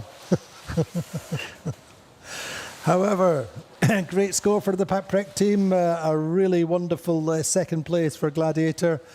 Just really, as Katie said, sailing faster, deeper angles downwind, and really probably that's their best score for, I think, probably in Lanzarote so far. I may be wrong about that, but certainly best score here at the Puerto Calero event. Crioula in third, leading early on. I think they'll still be reasonably happy with that. Platoon Aviation, food for thought. I mean, they were up there. I think the approach to the leeward gate, Robbie, was where they started to lose out, having to take a couple of sterns and then try and come down from there. I think they lost a little bit on that point. Yeah, I think they did. I absolutely agree with that. I mean, it's still an absolute keeper, and they're still growing their lead, especially with Preveza being down there as well. So, no, still another good race for them. But, yeah, potentially just sort of sharpening things up just to make sure they don't drop anymore. Indeed. Anyway, let's look at the regatta standings after 8 races. 2 to go tomorrow. Big finale. Platoon Aviation will go into that finale with a 16-point lead on 24 points. Preveza on 40 points. Crioula moving up to third on 43 points. Trinity Racing up to fourth now, 50 points. Sled, unfortunately, scoring that DNF, 14 points. That really weights them down once again just when things were going better. So they're on 52 points. Vayu on sixth on 54 points. Paprec, 55 points, 55 for Gladiator, 59 for No Way Back, Allegra 59. So let's say, I mean, obviously you would start to think that top three are in a strong position to finish in that order tomorrow, but anything can happen. But, you know, between 4th and 50 and 10th on 59, we've got 2 races. Anything could happen in that group. It's going to be an exciting finale. Alpha Plus down in 11th on 62 points. Alkedo on 73 points. Again, food for thought for them. And they were really well up in that race at one point, Robbie, weren't they? And ending up with an 11th. Yeah, chance their arm out on the left-hand side, similar to what Vayu did, and it just didn't pay off for them. So another double-digit score, and yeah, just more points adding up on the board. Anyway, let's look at the circuit standings. It's kind of got a little bit of a hollow feel to it because of that problem with the sled. Things definitely moving in the direction of the German team, Platoon Aviation, who are now on 161 points. Sled on 172. Paprec up there in third now on 212, overtaking their blue rivals, the Italian blue rivals. Alkedo Setelar now on 213. Trinity Racing not far behind on 218. No Way Back 224. 229 for Preveza. 233 for Alpha Plus. Crioula 244. Vayu 268 in 10th. Allegra in 11th on 271. Gladiator in 12th on 293. But a good result for them, taking second. So that's the circuit standings, all to play for. Our best wishes, our positive thoughts with the sled team. Here's hoping they can pull off something overnight. We'll get the details once they get ashore. But anyway, great day's racing. Thank you, Robbie. Thank you, Katie. Do join us again tomorrow for the final day of the Puerto Calero Lanzarote 52 Super Series. The Royal Cup is at stake. Platoon Aviation have won it 3 times. It looks like it might be 4 for the German team. Join us tomorrow.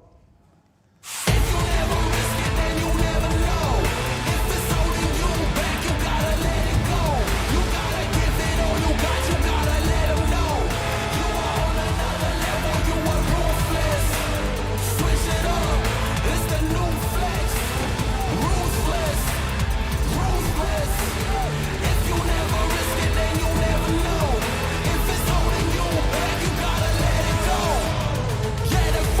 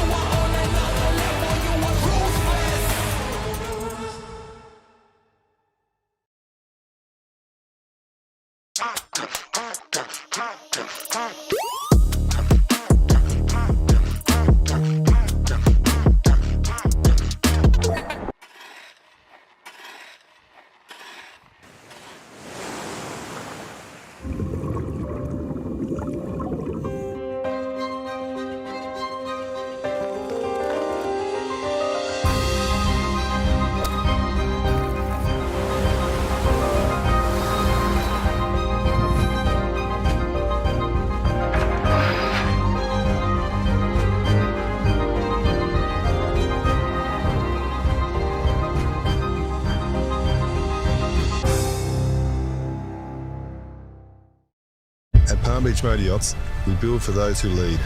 This comes from our history in competitive ocean racing, where advanced technologies and a spirit to win shape our every advantage on the water. We carry those lessons into every motor yacht that we design and build, using efficient and balanced hulls to deliver performance that feels effortless.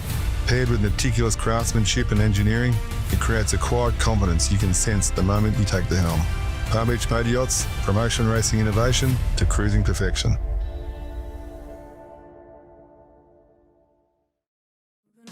Wish I could say I'm surprised, but I'm really not.